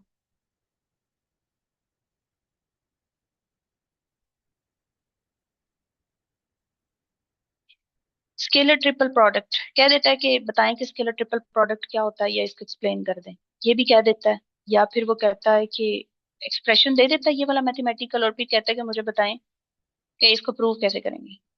तो आपको फिर प्रूव करना होता है, ठीक है। तो हम जैसे भी आए, हमें जब अगर आता है ये, तो हम इसको ऐसे ही करेंगे। स्केलर ट्रिपल प्रोडक्ट पूछे तो हम कहेंगे कि ये तीन वेक्टर्स के दरमियान जो स्केलर प्रोडक्ट होती है, और ये इस तरह से इसको किया जाता है। ना भी पूछे तो भी हमने ये प्रूफ जरूर देना है, तभी हमारा क्वेश्चन कंप्लीट होगा। आप ही समझ लीजिए एक थ्योरम की तरह है ये, तो उसको प्रूफ मैंने लिखा हुआ, मैं ऐसे लिखती हूँ कि कभी कोई थ्योरम या कुछ भी प्रूव करने वाली चीज होती है तो मैं उसको ऐसे लिखती हूँ, प्रूफ। अब क्योंकि इट्स फिजिक्स, बहुत सारी चीजें हमें सपोज करनी पड़ेगी, तो हमने सपोज कर लेना है कि ए बी और सी जो है ना वो थ्री वेक्टर्स हैं, और उसको हमने ओपन करके थ्री डी में यूं लिख लिया। क्योंकि तीन वेक्टर्स की बात हो रही है ना, तो एक अंडरस्टूड सी बात है कि हमने थ्री डी में लेकर जाना है। तो ए को मैंने थ्री डी में ले लिया, ए एक्स, ए वाई, ए जे, साथ में यूनिट वेक्टर्स आते हैं, जरूर आते हैं, जबकि क्योंकि ये वेक्टर है। बी को भी थ्री डी में ले लिया, सी को भी थ्री डी में ले लिया। अब मैंने क्या करना है, first of all A dot B cross C है, तो अंडरस्टूड सी बात है। फर्स्ट ऑफ ऑल मैंने इसमें क्या स्टेप करना है, वो ये जो इजी होगा, बी क्रॉस सी सॉल्व कर लूं, फाइंड कर लूं, देन लेफ्ट साइड से ए का उसके साथ आंसर का डॉट प्रोडक्ट ले लूं। ये मेरे लिए सबसे आसान चीज होगी, और इसी तरह से करूंगी तो स्ट्रक्चर्ड वे में आंसर आ जाएगा। मैंने यही किया, ए डॉट बी क्रॉस सी। आप सबसे पहले बी क्रॉस सी को सॉल्व करें। अब कैसे करना है, you know how to use matrix in this sense. अब आपने वैल्यूज पुट की, कौन सी है वाली जो हमने यहाँ पर लिखी हुई है, और ए को ऐसे ही छोड़ दिया, ठीक है। इसको ओपन कर लिया मैट्रिक्स को, जो भी आंसर आया। अब ये जो भी आंसर आया ना, उसके साथ मैंने ए का डॉट प्रोडक्ट लेना है। लेकिन वो ये देखें कि ए का डॉट प्रोडक्ट ऑलरेडी आया हुआ है हमारे पास यहाँ पर, ये हमने उसको ए को अंदर ले गए। इस स्टेप में बाहर लिखा हुआ है, लेकिन नेक्स्ट स्टेप में यहाँ पर वो अंदर चला गया, सारा इसके साथ सॉल्व हो गया। ये आई जे के कहाँ गए हैं, कुछ तो आई डॉट आई हुआ है तो वो वन बन गए हैं, रिमेनिंग जो है वो जीरो हो गए हैं, ठीक है। यहाँ से अगर जब आप सॉल्व करें समझ नहीं आए तो यू में आस्क। अब नेक्स्ट स्टेप में मैंने इसको मैट्रिक्स फॉर्म में लिख दिया है। क्यों लिखा है, आपने कैसे इसको अंडरस्टैंड करना है, मैं ओपन करके नहीं बताऊंगी, लेकिन ये मैं बता दूंगी कि ये वाला स्टेप होकर ओपन करेंगे ना, तो ये वापस जाएंगे, रिवर्स करेंगे तो आपके पास यही वाली चीज ओपन होके आ जाएगी। कैंडिडेट समझ आ गया है? अगर आपको मैट्रिक्स ओपन करना आता है, और ये स्टेप मैं कह रही हूँ बैक सॉल्व करेंगे, तो आपको ये समझ आ जाएगी कि मैंने इसको कैसे लिखा है। और बार बार प्रैक्टिस करने से आपको अंदाजा हो जाता है कि ये इसको मैंने क्लोज कैसे फॉर्म में लेकर आना है, क्लोज फॉर्म में कैसे लेकर आना है। समझ आ रही है बात की मैं क्या कह रही हूँ? Yes ma'am. Okay good.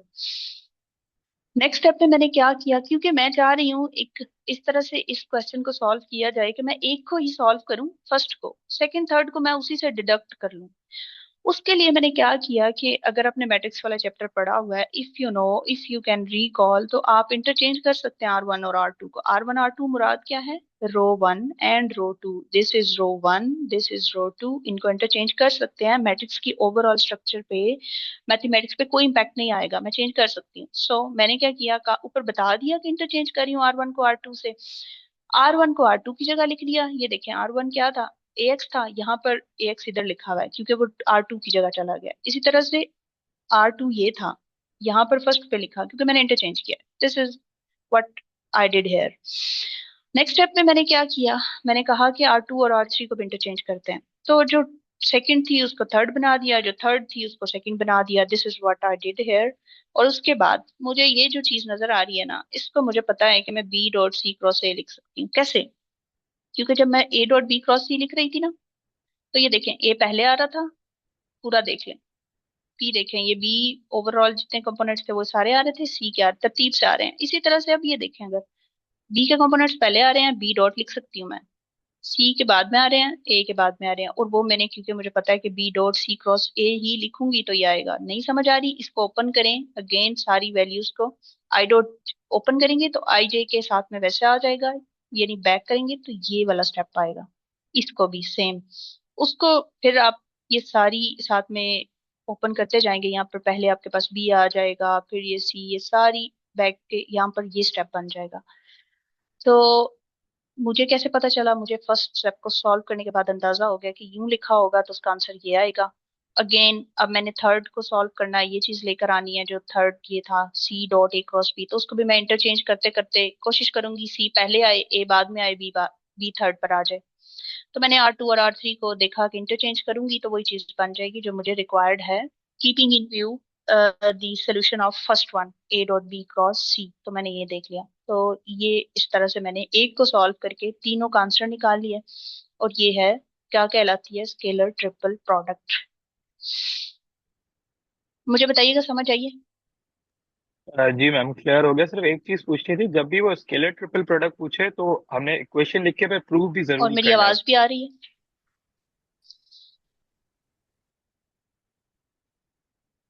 Okay, let's move on. ये देखिए अब, this is vector triple product. ये भी बार बार पूछता है आपसे। तो आपको पता है कि वेक्टर ट्रिपल प्रोडक्ट नाम से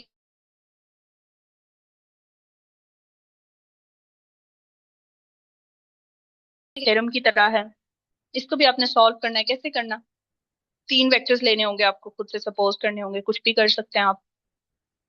but the easiest way to do it is कि ए को ये ले लिया जाए 3D में, बी को जस्ट एक्सिस के अलोंग ले लिया जाए, सी को इन 2 डायमेंशंस ले लिया जाए। सॉल्व करके देखें तो ये इजी होता है, दैट्स वाई हम इसे यूज करते हैं। इजीएस्ट वे है, सिंपलेस्ट वे है। अगर 3D में तीनों को ले लेंगे तो हमारे लिए बहुत मुश्किल क्रिएट हो जाएगी, अल्टीमेटली ये आंसर नहीं बन पाएगा। इसलिए इजी है कि हम इसको याद रख लें और फिर हम इसको सॉल्व कर लें। तो फर्स्ट ऑफ ऑल हम यही करते होते हैं कि तीन product triple vector triple product है, यानी A cross B cross C हमने फाइंड करना है, ये हमने फाइंड करना है।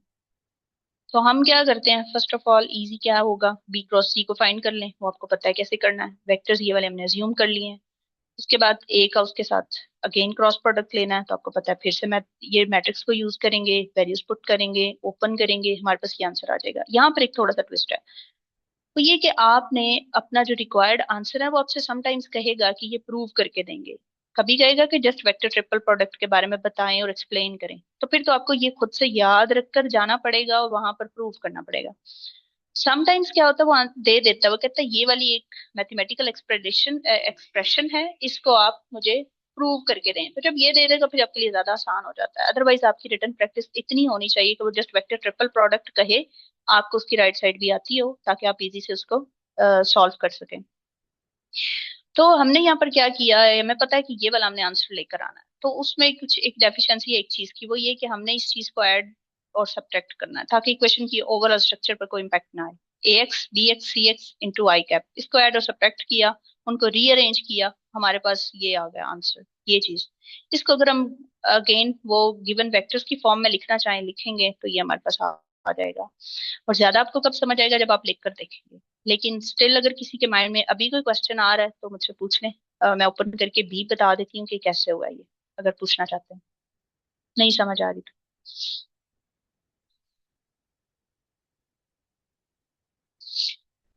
यस,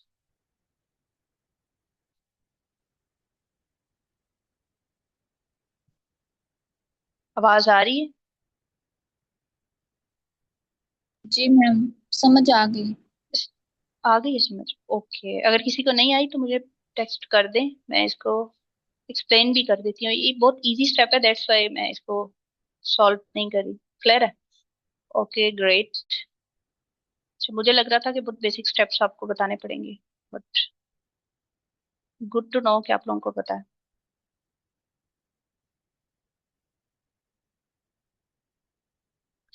ओके, डायरेक्शन कोसाइंस, ये भी शायद 26 में या 25 में उसने क्वेश्चन पूछा हुआ था, पहले भी कहीं आया होगा, बट ये कि अभी उसने रिसेंटली भी पूछा डायरेक्शन कोसाइंस क्या होते हैं, और मुझे शायद कुछ प्रूफ पूछा था, या फिर उसका आंसर जो हमारे पास ये होता है हमें याद होना चाहिए ताकि हम इसको प्रूव कर सकें।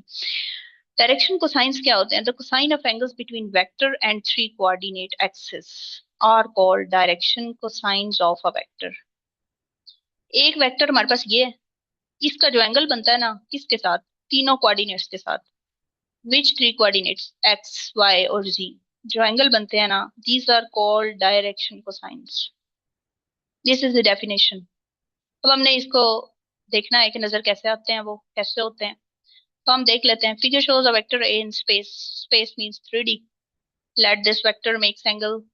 ये जो वेक्टर ए है ना, ये हम देखते हैं कि हम कह रहे थे ना कि एंगल बनाता है कोऑर्डिनेट्स के साथ, तो क्या बनाता है? हम सपोज कर लेते हैं कि इसने एंगल अल्फा बनाया एक्स के साथ। ये देख सकते हैं आप, ये ए तक जा रहा है अल्फा, ठीक है। और इसी तरह से जो ये इसने बनाया बीटा एंगल, वो इसने वाई एक्सिस के साथ बना लिया, और जो गैमा एंगल है उसने जी एक्सिस के साथ बना लिया। ये हमने रिस्पेक्टिवली लिख लिया। यहाँ तक क्लियर है? उसके बाद देखें, ए वेक्टर जो है वो हमने क्योंकि कहा कि 3D में है तो हम उसको यूं लिखेंगे, ठीक है। यानी आई जो है बता रहा है कि एक्स एक्सिस के साथ भी कंपोनेंट है, वाई एक्सिस के साथ भी कंपोनेंट है, कि बता रहा है कि जी एक्सिस के साथ भी इसका कंपोनेंट है। अब हम यूनिट वेक्टर जो है ना ए का, क्योंकि एक वेक्टर जो होता है उसका एक यूनिट वेक्टर भी होता है, वो कैसे लिखा जाता है? वो यूं लिखा जाता है, ए के ऊपर एक छोटी सी कैप होती है, दिस इज यूनिट वेक्टर। और फिर इसका जो फॉर्मूला होता है वो ये होता है कि a vector itself divided by its magnitude, this is the definition of unit vector. जो हम प्रीवियसली बात कर रहे थे ना आई जे के की, उसकी अगर डेफिनेशन आपने देखनी हो तो वो ये होती है कि vector itself divided by vector's magnitude, ठीक है। यहाँ पर वो बता रहे हैं कि unit vector in the direction of A, ये उसी डायरेक्शन में होता है यूनिट वेक्टर जिस डायरेक्शन में वेक्टर की अपनी डायरेक्शन होती है, और ये क्या है? ये उसकी मैग्नीट्यूड है, उसकी लेंथ है, ये साइज है। अब अगर मैंने ए का यूनिट वेक्टर लिखना है तो मुझे पता है ए मैंने ये सपोज किया हुआ है, नीचे उसकी मैग्नीट्यूड आ जाएगी, ठीक है। और ये इसको मैं अगर ओपन करके लिखूं अलग से, तो आपको पता है मैथमेटिक्स कैसे सॉल्व होती है, तो ये अलग से इसके साथ आ जाएगा, ये ए वाई नीचे मैग्नीट्यूड, ए जी नीचे मैग्नीट्यूड, के कैप साथ में ऐसे ही आ जाएगा। अब अगर हम कहते हैं, सपोज कर लेते हैं फॉर एग्जांपल कि ये जो ए एक्स ओवर ए है ये कॉज ऑफ अल्फा के इक्वल है, क्योंकि वो अल्फा एक्स एक्सिस के साथ अल्फा एंगल बना रहा है। हमने कहा ये सपोज कर लेते हैं अल्फा के कॉज अल्फा के इक्वल है, ये जो है कॉज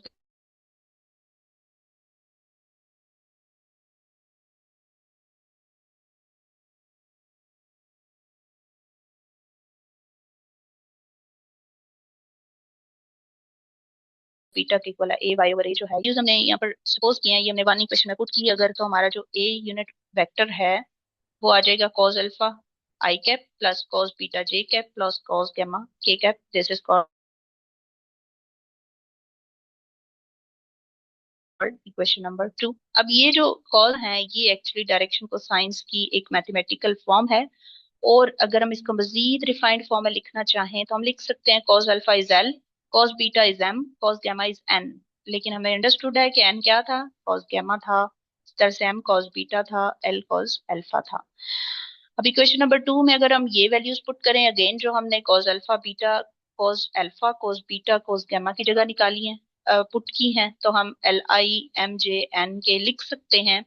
और फिर अगर यूनिट वेक्टर की मैग्नीट्यूड निकालें, तो मैंने बताया था आपको मैग्नीट्यूड के निकालने का मैं बताऊंगी, बिकॉज आई नो के ये आ जाना नेक्स्ट किसी स्टेप में। तो मैग्नीट्यूड निकालने का तरीका ये होता है, ये वेक्टर है हमारे पास ये वाला, और फिर उसकी जो साथ में ये एक मैग्नीट्यूड होती है उसका स्केयर प्लस सेकंड वाले का स्केयर प्लस थर्ड वाले का, यूनिट वेक्टर्स को हटा दिया जाता है और स्केयर रूट लगा दिया जाता है। This is the way to calculate magnitude of any vector.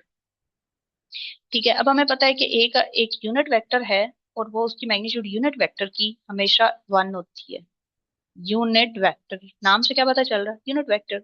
और जब उसकी मैग्नीट्यूड लें तो वो 1 होती है। मैंने प्रीवियसली भी बताया था कि आई कैप की अगर जो आई वेक्टर है उसकी मैं निकालती हूँ यूनिट वेक्टर, और या मैग्नीट्यूड उसकी निकालती हूँ तो 1 आएगा। तो ये हमारे पास ये आ गया। और फिर अगर हम दोनों तरफ स्केयर करें इसको, इधर भी स्केयर लें इधर भी स्केयर लें, 1 का स्केयर तो 1 नहीं होता है, और इस साइड पे ये आ जाएगा। ठीक है, और ये हमारे पास एक तरह से प्रूफ भी आ गया कि तीनों डायरेक्शन को साइंस का स्केयर लेके ऐड कर दें तो आंसर 1 आता है। ये कभी ये भी पूछ सकता है आपसे, कभी पूछेगा डायरेक्शन को साइंस क्या होते हैं एक्सप्लेन करें, तो आपने यहाँ तक ही सॉल्व करना है। अगर आपसे पूछ ले ये प्रूफ डायरेक्ट कहीं के डायरेक्शन को साइंस क्या होते हैं एंड प्रूफ दैट, तो आप ये एक्सप्रेशन दे दे, तो आपने फिर इसको यूं प्रूव करना है। ये स्टेप्स हैं जो याद रखने हैं। इसमें चीज क्या थी, याद कैसे होंगे, प्रैक्टिस से होंगे। इसमें चीज क्या थी जो हम कर रहे थे अभी, वो ये था कि अंडरस्टैंड कर रहे थे कि एक स्टेप से दूसरा आया कैसे। तो आई होप कि आप लोगों को यहाँ तक समझ आ गई होगी, नहीं आई तो पूछ लें मुझसे। मिस एक चीज बताइएगा। हेलो यस यस, मैम, पूछें। जब वो डायरेक्शन डायरेक्शन को साइंस पूछ रहा है तो कहाँ तक सॉल्यूशन करना है? सारा जितना आपने अभी सॉल्व किया ना, ये तब भी आपने सारा करना है। आपको क्वेश्चन के मार्क्स देख के अंदाजा होगा। अगर वो 2 नंबर्स का पूछ रहा है तो फिर आपने डेफिनेशन बता के इसके बाद 1-2 स्टेप्स बता दे, डायग्राम बता दे, फाइनल आंसर लिख दें। अगर वो आपसे 3 से 4 नंबर का, ये 6 नंबर का पूछ लेता है, तो आपने इसको सारे को एक्सप्लेन करना है जितना हमने लिखा हुआ है। या कह देता है प्रूव दैट, फिर भी आपको 6 नंबर का कह रहा है, 4 नंबर का कह रहा है, स्टिल आपने सारा लिखना है। ठीक है मैम, मतलब वो अगर डायरेक्शन को साइंस भी कह रहा है तो हमने वन लास्ट तक करना है उसको इक्वल टू 1 करके। यस, जस्ट अगर 2 मार्क्स का पूछ ले तो फिर आपने उसको एक्सप्लेन इतना ज्यादा नहीं करना मैथमेटिक्स को। जी ठीक हो गया। मैम एक चीज, ये जहाँ पे ये यूनिट वेक्टर का मैग्नीट्यूड मैग्नीट्यूड लिया हुआ है, मैग्नीट्यूड में कोई भी क्वांटिटी ले तो वो यूनिट मतलब पॉजिटिव ही आनी, नेगेटिव तो आनी नहीं है। तो जहाँ पे स्क्वायर जी रूट को बिल्कुल। खत्म किया दोनों तरफ लेके, तो ए यूनिट वेक्टर वो 1 के बराबर कैसे आया? 1 के बराबर ऐसे आया है कि क्योंकि ये एक यूनिट वेक्टर है, ए जो है वो एक यूनिट वेक्टर है इन द डायरेक्शन ऑफ ए खुद नहीं है। ये आप देखें जरा, ए के ऊपर कैप है, आप देख सकती हैं, जी ये जी। देखें, ए के ऊपर कैप है। Cap means this is unit vector not the vector itself. A जो है वो तो 3D है, ये देखें, ए तो ये था, देखें इसके ऊपर एरो है, ये वेक्टर है, ये जी जी, यूनिट वेक्टर है, वो वेक्टर है। ये यूनिट वेक्टर है, और ये यूनिट वेक्टर है। और जब और यूनिट यूनिट वेक्टर की मैग्नीट्यूड ली जाती है ना, वो 1 आती है। वो 1 होता है। यूनिट वेक्टर की डेफिनेशन है ये, ठीक हो गया। Yes yes. Any other question? No? Ma'am एक चीज पूछनी थी। Hello yes. मैम, ये प्रीवियसली जो हमने एक्स कैप लगाए हैं वो तो ठीक है, बाकी जो एक्स है वो क्या रिप्रेजेंट कर रहे हैं? उसके साथ हमने कोई साइन नहीं लगाई? एक्स वाई जेड जो फिगर में बने हुए हैं। वो यूनिट वेक्टर्स है ना, अलोंग एक्स वाई जी। वो आप ये कह लें कि हमने बिल्कुल यूज किया हुआ है आई जे के, तो आप आई जे के यूज कर लें। नहीं मैम, वो कैप वाली ठीक है, बात तो समझ में आ गई, आई जे के मतलब बिल्कुल एंड में एरो के हमने without any symbol X Y Z लिखे हुए हैं। जी जी, वो शो कर रहे हैं कि this is X axis, this is Y axis, this is Z axis. Axis को अच्छा शो अच्छा, कर ठीक। रहा है, कोऑर्डिनेट्स को एक्सेस शो ठीक कर रहा है, कोऑर्डिनेट है मैम। एक्सिस को।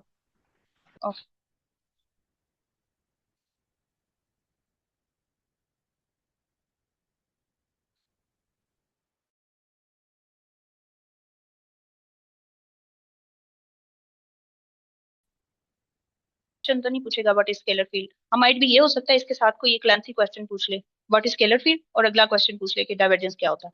What is vector field, curl of vector field क्या होता है, ये इस तरह से पूछ सकता है।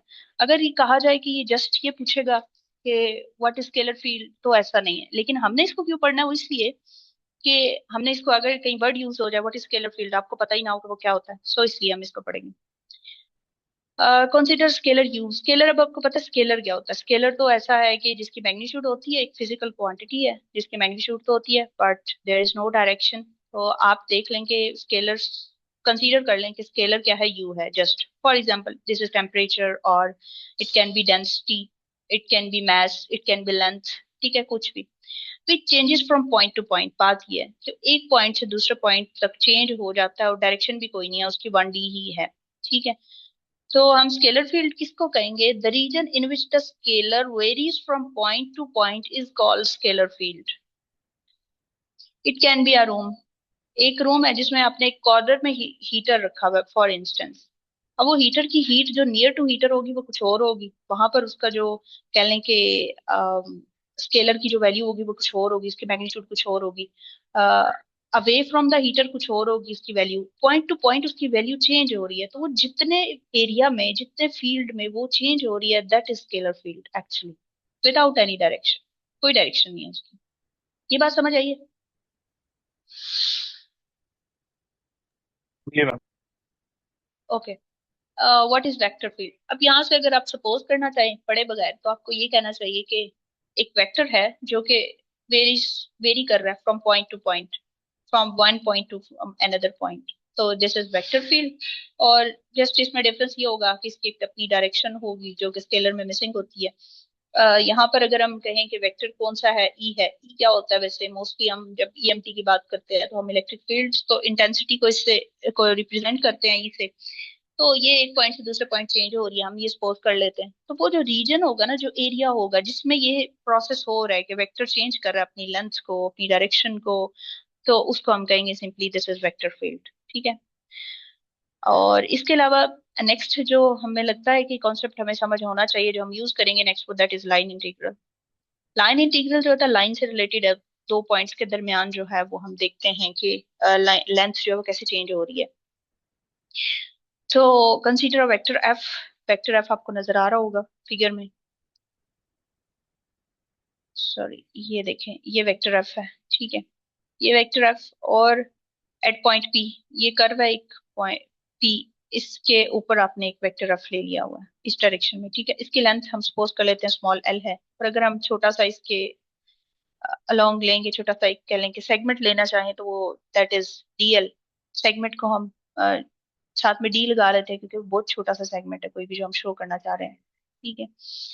तो अगर हम क्या करें, एफ डॉट डी एल, यानी इस एफ का, और जो हमने सेकंड छोटा सा कह लें सेगमेंट लिया था उसका, उसके साथ डॉट प्रोडक्ट लें, तो आप दरम्यान में एंगल थीटा है। यानी दो वेक्टर्स, सपोज हम बात ये कर रहे हैं कि असल में दो वेक्टर्स हैं जिनके दरम्यान एंगल थीटा।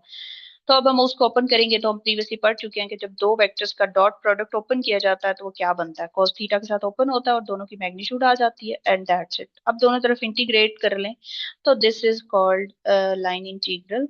और फिर अगर एन कैप साथ में लगा दें तो it represents unit vector in the direction of DL, क्योंकि डीएल एक छोटा सा वेक्टर है और उसके साथ क्योंकि वेक्टर की अपना एक यूनिट वेक्टर भी होता है, वो लगा सकते हैं साथ में। तो इसको आप कहते हैं, ये जो इंटीग्रल आपने एफ डॉट डी एल निकाल लिया, दिस इज लाइन इंटीग्रल, ठीक है। और अगर हम इसको थोड़ा डीप देखें तो एफ डॉट डी क्या होता है? वर्क होता है।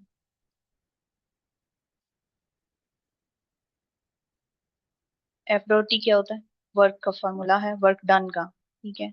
W is equal to F dot D होता है ना। आप यूं लिखते हैं W is equal to F dot D, और ये एक स्केलर क्वांटिटी है, ठीक है।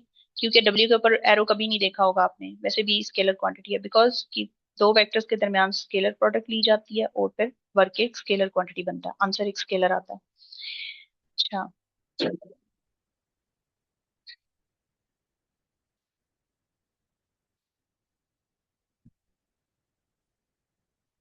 नेक्स्ट देखिए सरफेस इंटीग्रल। सरफेस के नाम से ही आपको पता चल जाना चाहिए, it is something related to area, ठीक है। अब एरिया किसी भी चीज का हो सकता है, आप कोई भी एक सरफेस ले लें, ये सरफेस है, नॉट अ स्फीयर, सरफेस है, 2D में है।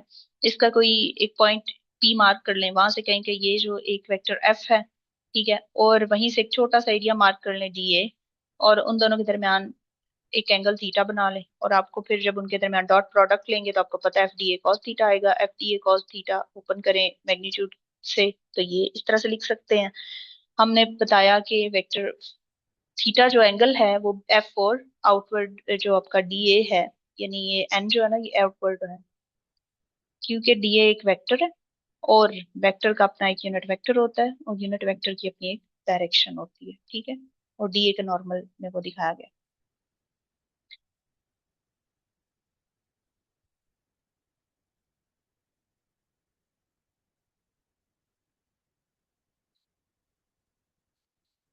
अब ये देखें कि एफ डॉट डी ए को हम यूं भी लिख सकते हैं, F dot N cap D A. यहाँ से हमने फिर वो जो डॉट लगा दिया ना तो वहां पर थीटा जो है वो उसके अंदर आ गया। वो ओपन करेंगे अगेन वही प्रीवियस स्टेप आ जाएगा। एन कैप क्या है, यूनिट वेक्टर है, नॉर्मल टू एरिया ए है, और इसका इंटीग्रल लेंगे दोनों तरफ तो ये एक्चुअली हमारे पास फाइनल स्टेप बन जाएगा। दिस इज सरफेस इंटीग्रल, ठीक है, रिलेटेड टू एरिया।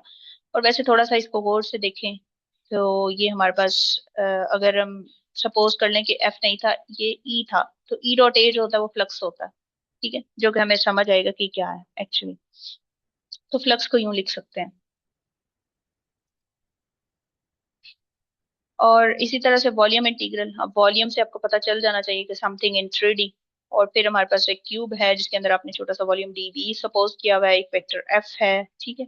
डीवी की डायरेक्शन जो है ना वो आपको एन कैप की शक्ल में नजर आ रही है, इन दोनों के दरमियान एंगल थीटा है। और जब भी आप वॉल्यूम की बात करते हैं तो वॉल्यूम चार्ज डेंसिटी इन्वॉल्व हो जाती है, जो कि हम रो से जाहिर करते हैं, और ये होती है मास पर यूनिट वॉल्यूम, ठीक है। ये एक फार्मूला है वॉल्यूम चार्ज डेंसिटी का, जो कि आपको यूज भी करना पड़ेगा और याद भी करना पड़ेगा। मास पर यूनिट वॉल्यूम होता है। डीएम निकालेंगे अगर यहाँ से इस इक्वेशन से तो आपके पास रो डीवी आ जाएगा। तो उन तरफ इंटीग्रेट करें तो एम की वैल्यू आपको in the form of this equation आ जाएगी।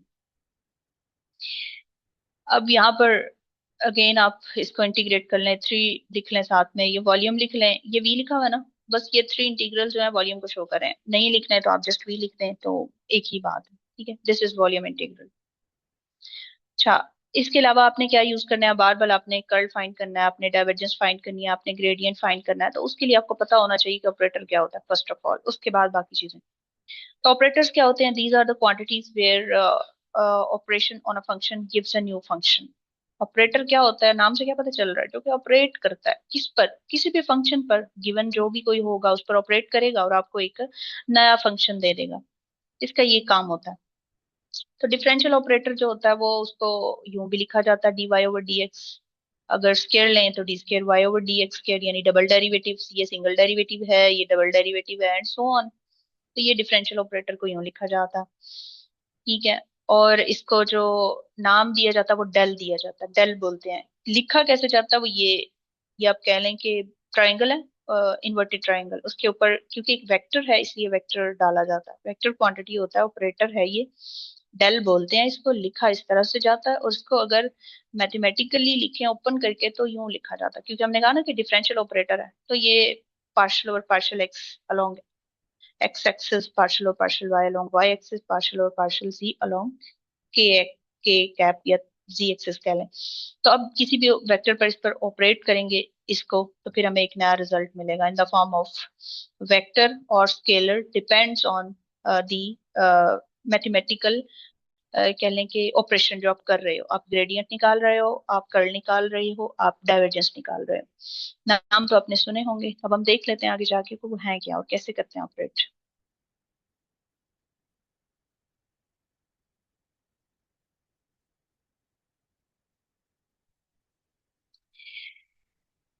ये मैंने बताया कि आप स्केलर पर, वेक्टर पर, किसी पर भी ऑपरेट कर सकते हैं। और फिर ऑपरेशंस जो होते हैं वो डिफरेंट होते हैं हमारे पास। मैं बता रही थी नाम भी, ग्रेडियंट, डाइवर्जेंस, कर्ल, कोई भी हो सकता है। तो हम फर्स्ट ऑफ ऑल ग्रेडियंट को देखते हैं कि ये जो डेल ऑपरेटर था ये ऑपरेट कैसे करता है और क्या आता है आंसर हमारे पास। तो डायरेक्ट ये देख लें, डेल यू, ये आप कह लें कि ये जो आपको नजर आ रहा है ना ये है ग्रेडियंट, यानी दरम्यान में कोई भी नजर नहीं आ रहा आपको, डॉट क्रॉस कुछ भी नजर नहीं जब आता ना, डायरेक्टली ऑपरेट होता है। तो ये होता है ग्रेडियंट यू। यू जरूरी नहीं है, एफ भी हो सकता है, कुछ भी, कोई भी फंक्शन जो भी आप देंगे इसको, फाइव फंक्शन देंगे, पाई देंगे, ए देंगे, बी देंगे, वो बस जस्ट ये कि आपने डॉट क्रॉस के अलावा डायरेक्टली इस ऑपरेटर को, डेल ऑपरेटर को उस फंक्शन पर ऑपरेट कर देना, दिस इज ग्रेडियंट। कैसे होगा? डेल की जगह डेल लिख दें, डेल की वैल्यू ये जो हमने पीछे पढ़ी थी ग्रेडियंट की फॉर्म में, 3D में होता है। साथ में यू, अब यू क्योंकि कोई डॉट क्रॉस है नहीं, डायरेक्टली यू जाके इसके साथ भी मल्टीप्लाई हो जाएगा, इसके साथ भी हो जाएगा और इसके साथ भी हो जाएगा। और यू जो भी होगा 3D में होगा ना, अगर या 2D में भी होता है, 1D में भी होता है, वो बस उसके ऊपर ये एक्स के थ्रू ये डिफरेंशियल या डेरिवेटिव ऑपरेट हो जाएगा और साथ में आई जे के आ जाएगा और आंसर आपका एक वेक्टर की फॉर्म में आ जाएगा। यहां तक समझ आ रही है? नेक्स्ट बताऊं डाइवर्जेंस क्या होती है? यू वेक्टर है हमारे पास या कुछ भी हो सकता है? वेक- यू यू स्केलर है या वेक्टर भी हो सकता है, कुछ भी हो सकता है, लेकिन यू यहाँ पर स्केलर है, ग्रेडियंट की फॉर्म में जो है वो ये स्केलर है। ठीक है, ठीक है मैम। जैसा कि मैं आपको बताती हूँ, एक्स स्केयर ले लें फॉर एग्जांपल, ये एक स्केलर क्वांटिटी है। अब ये जब इसके ऊपर पाई ओवर पाई एक्स लगेगा, sorry partial over partial x लगेगा ना, तो ये हो जाएगा, इसका आंसर आ जाना आपके पास 2x, और साथ में डेल का आई था आई कैप, तो 2x I cap, this would be the answer. हम आगे न्यूमेरिकल्स करेंगे तो आपको ज्यादा क्लियर हो जाएगा। ओके, जी। अच्छा उसके बाद है डाइवर्जेंस ऑपरेशन। अब ये डाइवर्जेंस जो होती है इसमें बस आपने ये करना है del dot the other function, और वो must be a vector, scalar नहीं हो सकता। डाइवर्जेंस और कर्ल के केस में जो आपने जिस वेक्टर पर ऑपरेट करना है या जिस फंक्शन पर ऑपरेट करना है, that must be a vector quantity. ठीक है, ग्रेडियंट में तो वो स्केलर था, बट डाइवर्जेंस और कर्ल में वो एक वेक्टर होना चाहिए। तो आप जस्ट क्या करेंगे, डॉट प्रोडक्ट ले लेंगे इसकी उसके साथ, और डॉट प्रोडक्ट अब देखिए ना, अगर मैं डॉट और क्रॉस प्रोडक्ट नहीं बताती, वहां पर कुछ कैंडिडेट्स को यहाँ पता ही नहीं चलता कि डॉट प्रोडक्ट यहाँ पर हो रही है, तो कैसे हो रही है? ये पार्शियल और partial x, I dot I आएगा तो आपको वी एक्स ये आंसर दे देगा, लेकिन जब आई डॉट जे की बात आएगी वो इसने यहाँ नहीं लिखा, बिकॉज वो एंगल 90 हो गया था, वो 0 हो गया था। ठीक है, इसलिए ये हमें ये चीज रिटर्न कर देगा, दिस इज डाइवर्जेंस ऑपरेशन।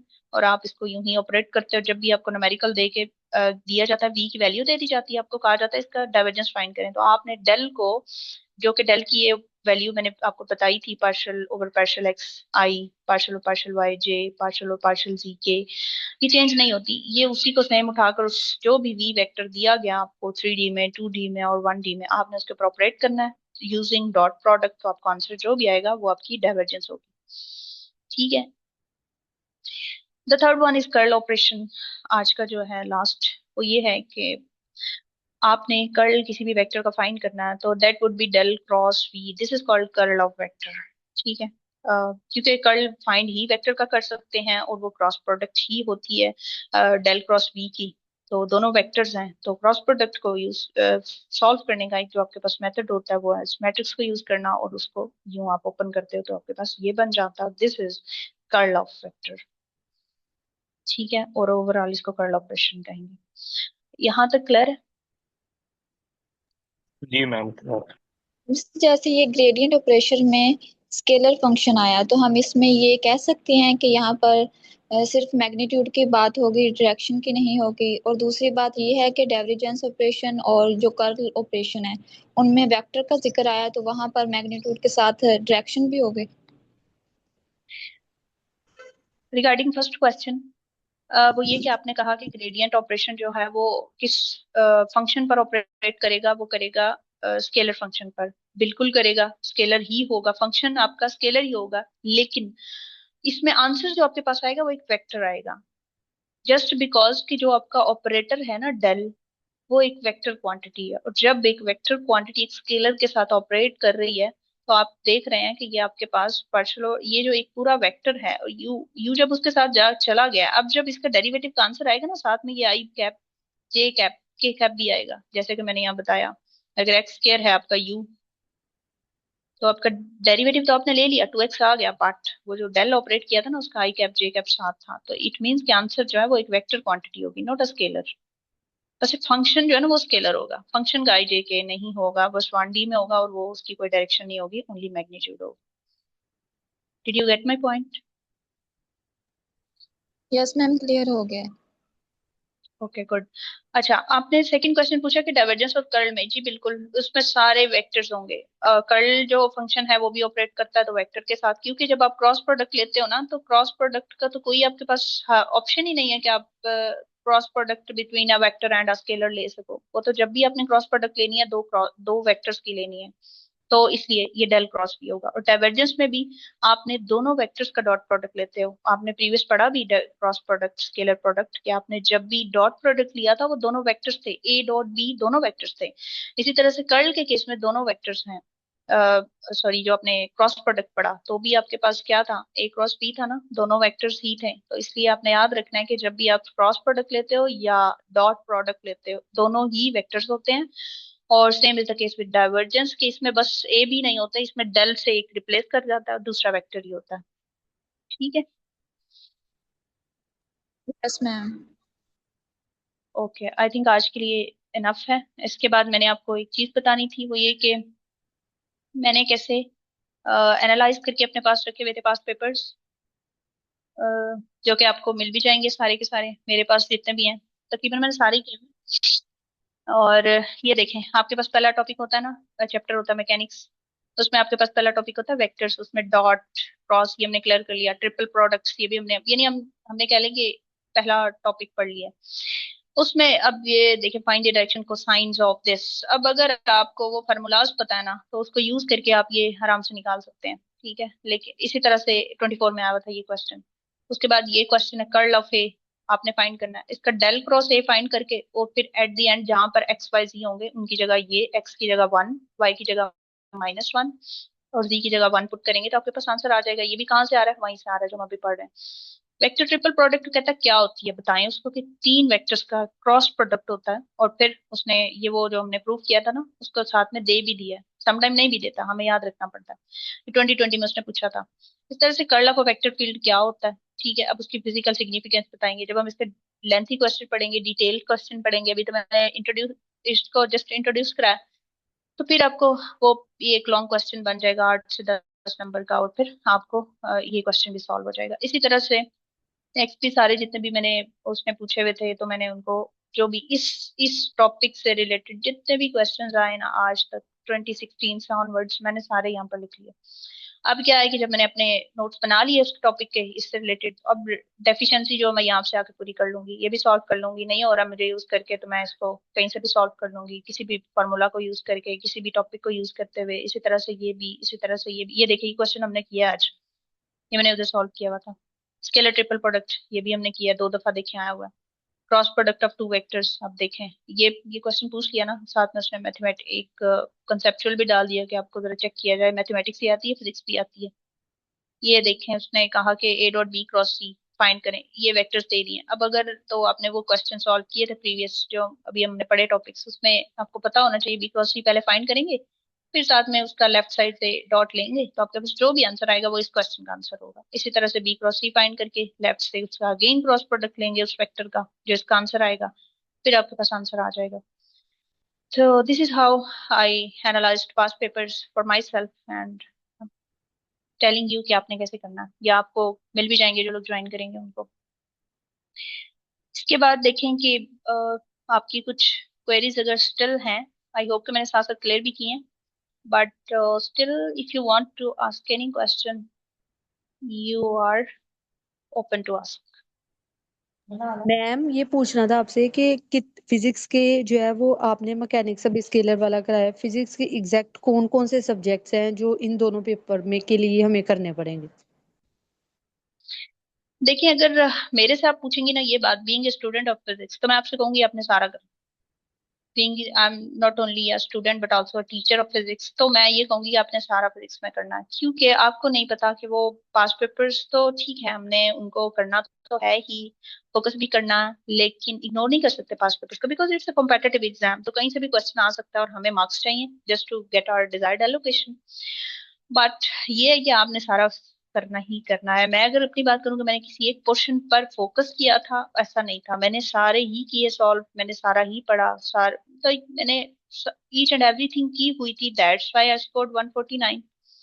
ठीक है, तो अगर तो आप चाहती हैं कि आपको ये फिजिक्स आप ऑप्ट भी कर रही हैं और फिर आपको इसमें हाईएस्ट मार्क्स आएंगे ताकि आपको अपनी डिजायर्ड एलोकेशन तक ले जाए, फिर तो आपको सारा करना पड़ेगा। अदरवाइज पासिंग लेके तो मेरे ख्याल से अगर आप पंजाब से किसी भी प्रोविंस से हैं, नहीं आते मार्क्स, और अगर मार्क्स कम है तो आपको अपनी एलोकेशन मजे की नहीं मिलती जो आपको चाहिए होती है, जो आप आपका ड्रीम जॉब होती है वो नहीं मिलती, तो फिर आपको क्या लगता है कि आप क्यों करेंगी सिलेक्टिव प्रिपरेशन?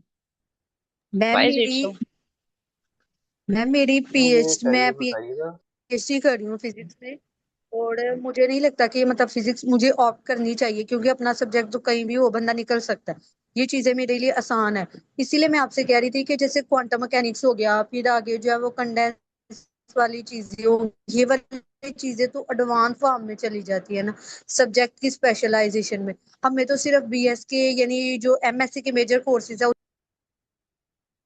जी जी बिल्कुल, एमएससी के बेसिक और बीएससी के तकरीबन जो फर्स्ट फोर सेमेस्टर्स हैं उसमें तकरीबन सारी विद एप्लीकेशन, जैसे गॉसेस लॉ हो गया, ये सारे ये अपने साथ एप्लीकेशंस के साथ साथ सारा कर लेना है अलोंग विद न्यूमेरिकल प्रॉब्लम्स। तो उसमें जो लेंथी पोर्शन है फिर वो देख लें, मैकेनिक्स है जैसे आपके पास, ठीक है, आपके पास वेव्स एंड ऑसिलेशंस है, काफी लेंथी है, उसको देख लें। थर्मोडायनामिक्स देख लें, ठीक है, थर्मो। उसके बाद पेपर 2 में अगर देखें तो आपको ईएमटी में को देख लेना चाहिए, न्यूक्लियर को देख लेना चाहिए। वैसे मैं तो सारी ही कहूंगी क्योंकि I like all of these chapters as well as branches. तो ये देख लें, सॉलिड स्टेट थोड़ी सी एडवांस में आ जाती है, ना भी करें अगर तो, अगर आपने जस्ट पास करना, आपने वही बात है, अपने अच्छे मार्क्स लेने हैं तो आपको रिस्क नहीं लेना चाहिए। हाँ जी, सेकंड क्वेश्चन। मैम एक और चीज आपने कहा है कि क्वांटम मैकेनिक्स, तो आपने क्वांटम मैकेनिक्स के जैसे आपने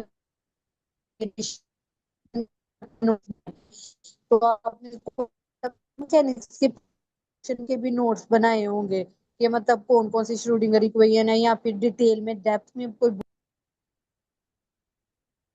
नहीं, मैंने सारों को टॉपिक वाइज किया था, और वो मुझे अब ये नहीं कि मैंने एक ही बुक से कहीं से किया हुआ, डिफरेंट बुक्स भी कंसल्ट की हुई हैं, टॉपिक वाइज जैसे कर रही थी, जो मुझे टॉपिक जहां से मिल रहा मैं वैसे कर रही हूँ। और मेरे पास वैसे बीएस में जब मैं पढ़ा रही थी तो I had notes, I use to make notes for my students, और फिर वही थे मेरे पास जो मुझे बहुत सारे टॉपिक्स को वहां से मिल गए जो मैंने कहीं कहीं से बनाए हुए थे। तो इस तरह से करके मुझे जो नोट्स थे वो बन गए थे कि डिफरेंट सोर्सेज को, जो रिमेनिंग थे जो कि सीएसएस में उसने पूछे हुए हैं बट बीएस में नहीं थे, स्टूडेंट्स से नहीं पूछे गए, फिर मैंने वो उस तरह से कर लिया था। जी अस्सलाम वालेकुम। अच्छा मैडम, मेरा ये क्वेश्चन है कि अगर कोई 10 मार्क्स का क्वेश्चन आ जाता है तो उसकी पेपर लेंथ क्या होती है आंसर की? कितने पेपर पेजेस पे जाना चाहिए? 3, 4, 2? ये थोड़ा सा गाइड कर दें काइंडली। अच्छा, जब बात आती है ना फिजिक्स की, तो फिर आपकी जो लेंथ है ना वो काउंट नहीं होती। हाँ, आपको ये पता होना चाहिए, जैसे मैंने कहा कि वो अगर पूछे कि what is curl of a vector field, अब ये आपको पता है, साथ में लिखा हुआ है 2 मार्क्स, अब आप इसको 3 से 4 से 5 लाइंस में लिख के खत्म कर देना चाहिए आपको, ठीक है। लेकिन जब वो कह रहा है आपसे कि ये प्रूव कर दें और साथ में लिखा हुआ है 6 नंबर, तो अब आपका काम ये है कि आप लेंथ ना गिने, आप उसको क्वेश्चन को जितने में आता है उसको कंप्लीट करके छोड़ दें, ठीक है। अब ये उसमें आप ये ऊपर नीचे कर सकते हैं, आपको नजर आ रहा है कि पेपर लेंथी है और ये क्वेश्चन है 6 नंबर का, इसके अलावा 10 नंबर का क्वेश्चन भी पेपर में है, तो आप थोड़ा सा उसमें ये कि जो आपकी होती है ना कि इंटरचेंजिंग दिस, या आप जो पैराग्राफ लिखते हो स्टार्ट में, कंसीडर दिस एंड दिस, उसको थोड़ा शॉर्ट कर लो अगर आपको लगता है मार्क्स कम है, बट प्रूव तो आपने करना ही करना है। तो इसमें मेरे ख्याल से लेंथ नहीं काउंट होती, मैंने कभी फिजिक्स में लेंथ नहीं देखी, बस देखा है कि क्वेश्चन क्या पूछ रहा है, अंडरस्टैंडिंग क्वेश्चन की, और मार्क्स के हिसाब से उसको कि इसको सारा सॉल्व करना चाहिए या बस इसको कुछ स्टेप्स स्किप कर सकते हैं, बस इस तरह से। ये अपने 8-10 पेजेस वाला इस पर अप्लाई नहीं करना फिजिक्स पर, ओके। प्रेजेंटेशन पर फोकस जरूर करना। जी ठीक हो गया, thank you. Okay, any other question?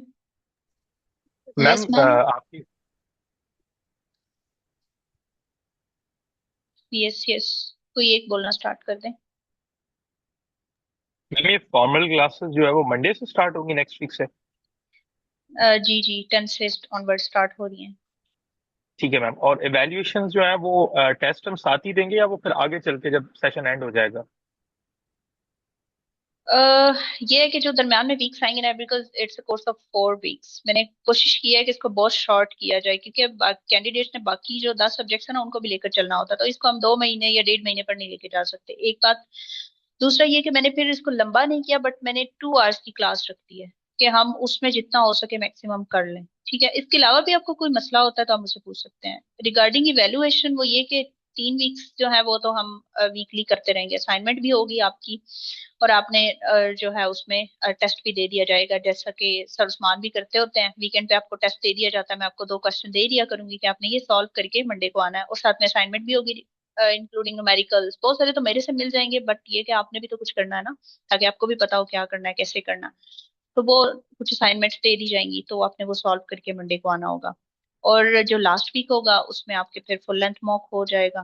तो बस ये, इसके अलावा फिर हम पेपर्स के करीब एक दफा फिर से रिवीजन के लिए कुछ रख लेंगे कि इवेल्युएशंस स्टूडेंट्स को मोस्टली चाहिए होंगी, तो वो उसके लिए टाइम निकाल के तो हम उसको अरेंज कर लेंगे कि आपकी इवेल्युएशंस कर दी जाएं एग्जाम के करीब जाके, क्योंकि मैथमेटिकल स्टेप्स होते हैं ना, वो अगेन आपसे डिमांड करेंगे कि आप रिटन प्रैक्टिस भी करें नियर टू एग्जाम, और इवेल्युएशन भी करवाएं।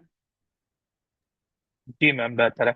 बाकी मैम एट द मिनट फिर हम ज्वाइन कर सकते हैं आपको रीवैल्यूएशन के लिए, अगर आप वैसे मतलब करती हैं हो तो। जी बिल्कुल, डिपेंड्स ऑन द टाइम कि तब मैं कहाँ पर होंगी। अगर ट्रेनिंग चल रही होगी और ट्रेनिंग में बिल्कुल टाइम नहीं होगा, पढ़ाने का तो बिल्कुल नहीं होगा। हाँ, एवेल्युएशन का कहीं से मैं कर सकती हूँ उसको मैनेज। अगर मैं कर सकी तो I will try my best कि मैं एवेल्युएशन कर दूं, एटलीस्ट जिनको मैंने पढ़ाया होगा एटलीस्ट। बाकियों को चलो नहीं भी करते अगर, क्योंकि ये तो वो कैंडिडेट्स होंगे ना जिन्होंने आप पर ट्रस्ट किया, आपसे पढ़ा, और फिर अब आप उनको आखिरी टाइम पे बिल्कुल अकेला छोड़ दो। I can understand the pain exactly कि जब मैं एग्जाम दे रही थी और मुझे इवेल्युएशन मैं नहीं कहीं से करवा पा रही थी, रीजन बीइंग कि कोई टीचर नहीं था।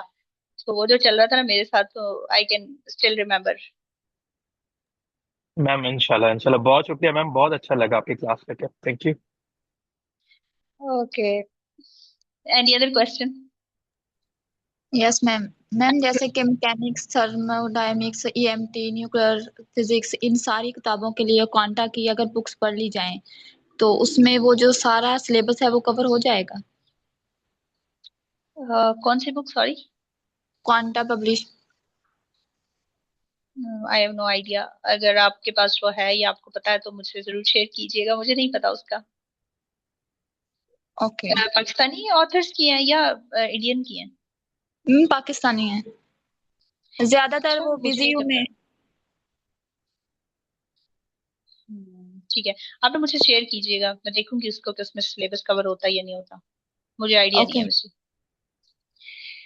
मैम एनी अदर तितली की क्वेश्चन? बुक से क्वांटम का क्वेश्चन क्लियर हो सकता है? जेटली की बुक से क्वांटम का पोर्शन आपको बीएस की कुछ बुक से हो जाएगा। जेटली की बुक से कुछ होगा, जैसे कि वो हार्मोनिक ऑसिलेटर, श्विंगर इक्वेशन कुछ, बट वहां पर बड़ी कॉम्प्लिकेटेड से लिखी हैं। एक वो जो आपसे बहुत कम्यूटेशन बहुत प्रॉपर्टीज का बकवास भी अभी चीज पूछना स्टार्ट हो गया। है। इलेक्ट्रो ईएमटी के लिए तो मेरे ख्याल से वो ग्रिफिथ की बुक बेहतरीन है, उसमें इलेक्ट्रोस्टैटिक, मैग्नेटोस्टैटिक, इलेक्ट्रोमैग्नेटिज्म वाला सारा क्वेश्चन दैट इज क्लियर है। तो उसके लिए तो बट वो दैट इज वेरी डिफिकल्ट, और दैट इज वेरी डिफिकल्ट। आप अगर पीएचडी की कैंडिडेट आप ये कह रही हैं कि वो बहुत आसान है तो आप कह सकती हैं, बट अगर कोई बीएस का बच्चा है, तो मुझे पता है, मैंने वो पढ़ी थी एमएससी में, but that is very difficult. वो उसमें स्टेप्स नहीं एक्सप्लेन, और उसने अम्पेयर्स लॉ को 3 से 4 स्टेप्स में किया हुआ, और इतनी इतना डिफिकल्ट से उसने एक्सप्रेशन बना के दिया हुआ। लेकिन जो मैंने किया वो तो बहुत ईजी है, क्योंकि मैं तो थर्ड सेमेस्टर के, फोर्थ सेमेस्टर के कैंडिडेट्स को, फिफ्थ सेमेस्टर के जो कैंडिडेट्स हैं उनको पढ़ा रही थी। बस इतना आसान एक्सप्लेनेशन है कि वो जो आप ग्रिफिथ की बात करिए, that is very difficult. Still मुझे लगता है बहुत मुश्किल है, मुझे नहीं आती वो। ऐसे ही है मैम, उसमें बहुत सारे स्टेप्स ना, मतलब एक छोड़ के दूसरा छोड़ के स्टेप्स न्यूमेरिकल के भी मिसिंग है सीधे देन, सीधे लिखे हैं।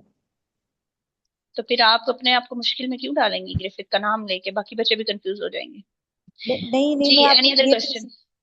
मैं आपसे ये मैम पूछना चाह रही थी कि फिजिक्स में जैसे बाकी जगहों पे कहा जाता है कि रेफरेंस आपने साइट करने हैं, तो यहाँ पे हम बुक्स के नो, रेफरेंस हमने साइट नो, करने हैं? No, there is no need to refer to any book. मैंने कभी नहीं किया। तो अब मेरे पेपर 2 में अगर 80 मार्क्स आ सकते हैं, फर्स्ट पेपर में शायद मैंने कोई क्वेश्चन तो नहीं छोड़ा, बट मेरे ख्याल से एमसीक्यूज में कोई मसला हुआ है। 69 मार्क्स हैं, तो अगर ये मार्क्स आ सकते हैं without any reference, without any single reference, तो फिर आपको क्या लगता है? मैम अच्छा I have a madam, question. What matters? जी, एक बोलना स्टार्ट कर दें कोई भी। मैम मैं पूछना ये चाह रहा था कि अगर आपको ज्वाइन करते हैं तो लाइक आपने जैसे आज लेक्चर डिलीवर किया तो इस तरह आप नोट्स शेयर किया करेंगी और साथ में रिकमेंडेड रिकमेंड भी करेंगे कहीं से पढ़ना, यही काफी होगा?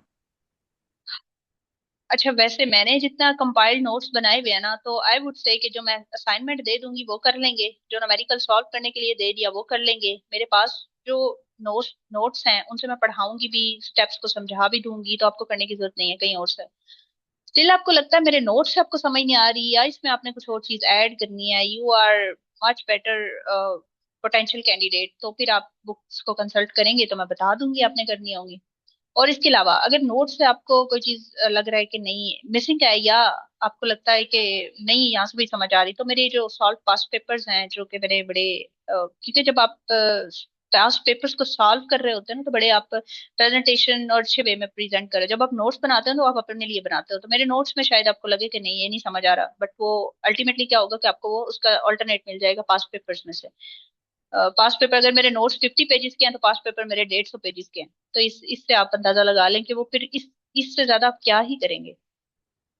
लेकिन जो दिया जाए मटेरियल, जो समझा दिया जाए उसी पे रहें, रिलाई करें एक सोर्स पे और अच्छे से करें, उसी को बार बार प्रैक्टिस मैम करें, तो आई वुड जी से कि अगर मैं उसी से मार्क्स ले सकती हूँ तो आप भी ले सकते हैं।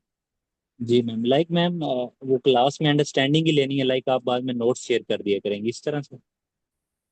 बिल्कुल, क्लास में भी नोट्स से ही पढ़ा दूंगी मैं। आई विल ट्राई कि नोट्स से ही पढ़ा जाए, क्योंकि वो जब फिर नोट्स होते हैं ना, आपको शायद सीएसएस के जो कैंडिडेट्स होते हैं इनके नोट्स बड़े अपने अपने होते हैं, इनके अपने हिसाब से होते हैं। वो जो एक्चुअली नोट्स है मैम मेरे वो समझ मेरे नहीं हिसाब से आती है, है मुझे अगर पता है जस्ट मैंने क्या नोट्स किया शेयर हुआ है। करना। जी हाँ मैम। जी, तो फिर मैं सोर्स बता दूंगी जहां से मैंने वो लिखा होगा। ठीक हो, थैंक यू सो मच। अच्छा ओके। मैडम, मेरा सॉरी, मेरा ये क्वेश्चन था कि फिजिक्स या मैथ्स के पेपर ऐसे होते हैं जिसमें आप मैक्सिमम मार्क्स, मतलब इसमें मार्क्स कटने का कोई ऐसा कोई हार्ड एंड फास्ट रूल नहीं होता। तो जिस तरह आपने बताया कि मेरे 80 हैं और 69 है, माशाल्लाह बहुत अच्छे मार्क्स हैं। लेकिन मेरी अंडरस्टैंडिंग ये है कि मतलब जिस तरह मैथ में या फिजिक्स में आप वही लिखते हैं जो आपसे पूछा जाता है, ना ज़्यादा ना कम। तो आपको क्या लगता है कि मार्क्स मतलब इसमें 90 भी आ सकते हैं? क्या पोटेंशियल है इस सब्जेक्ट में?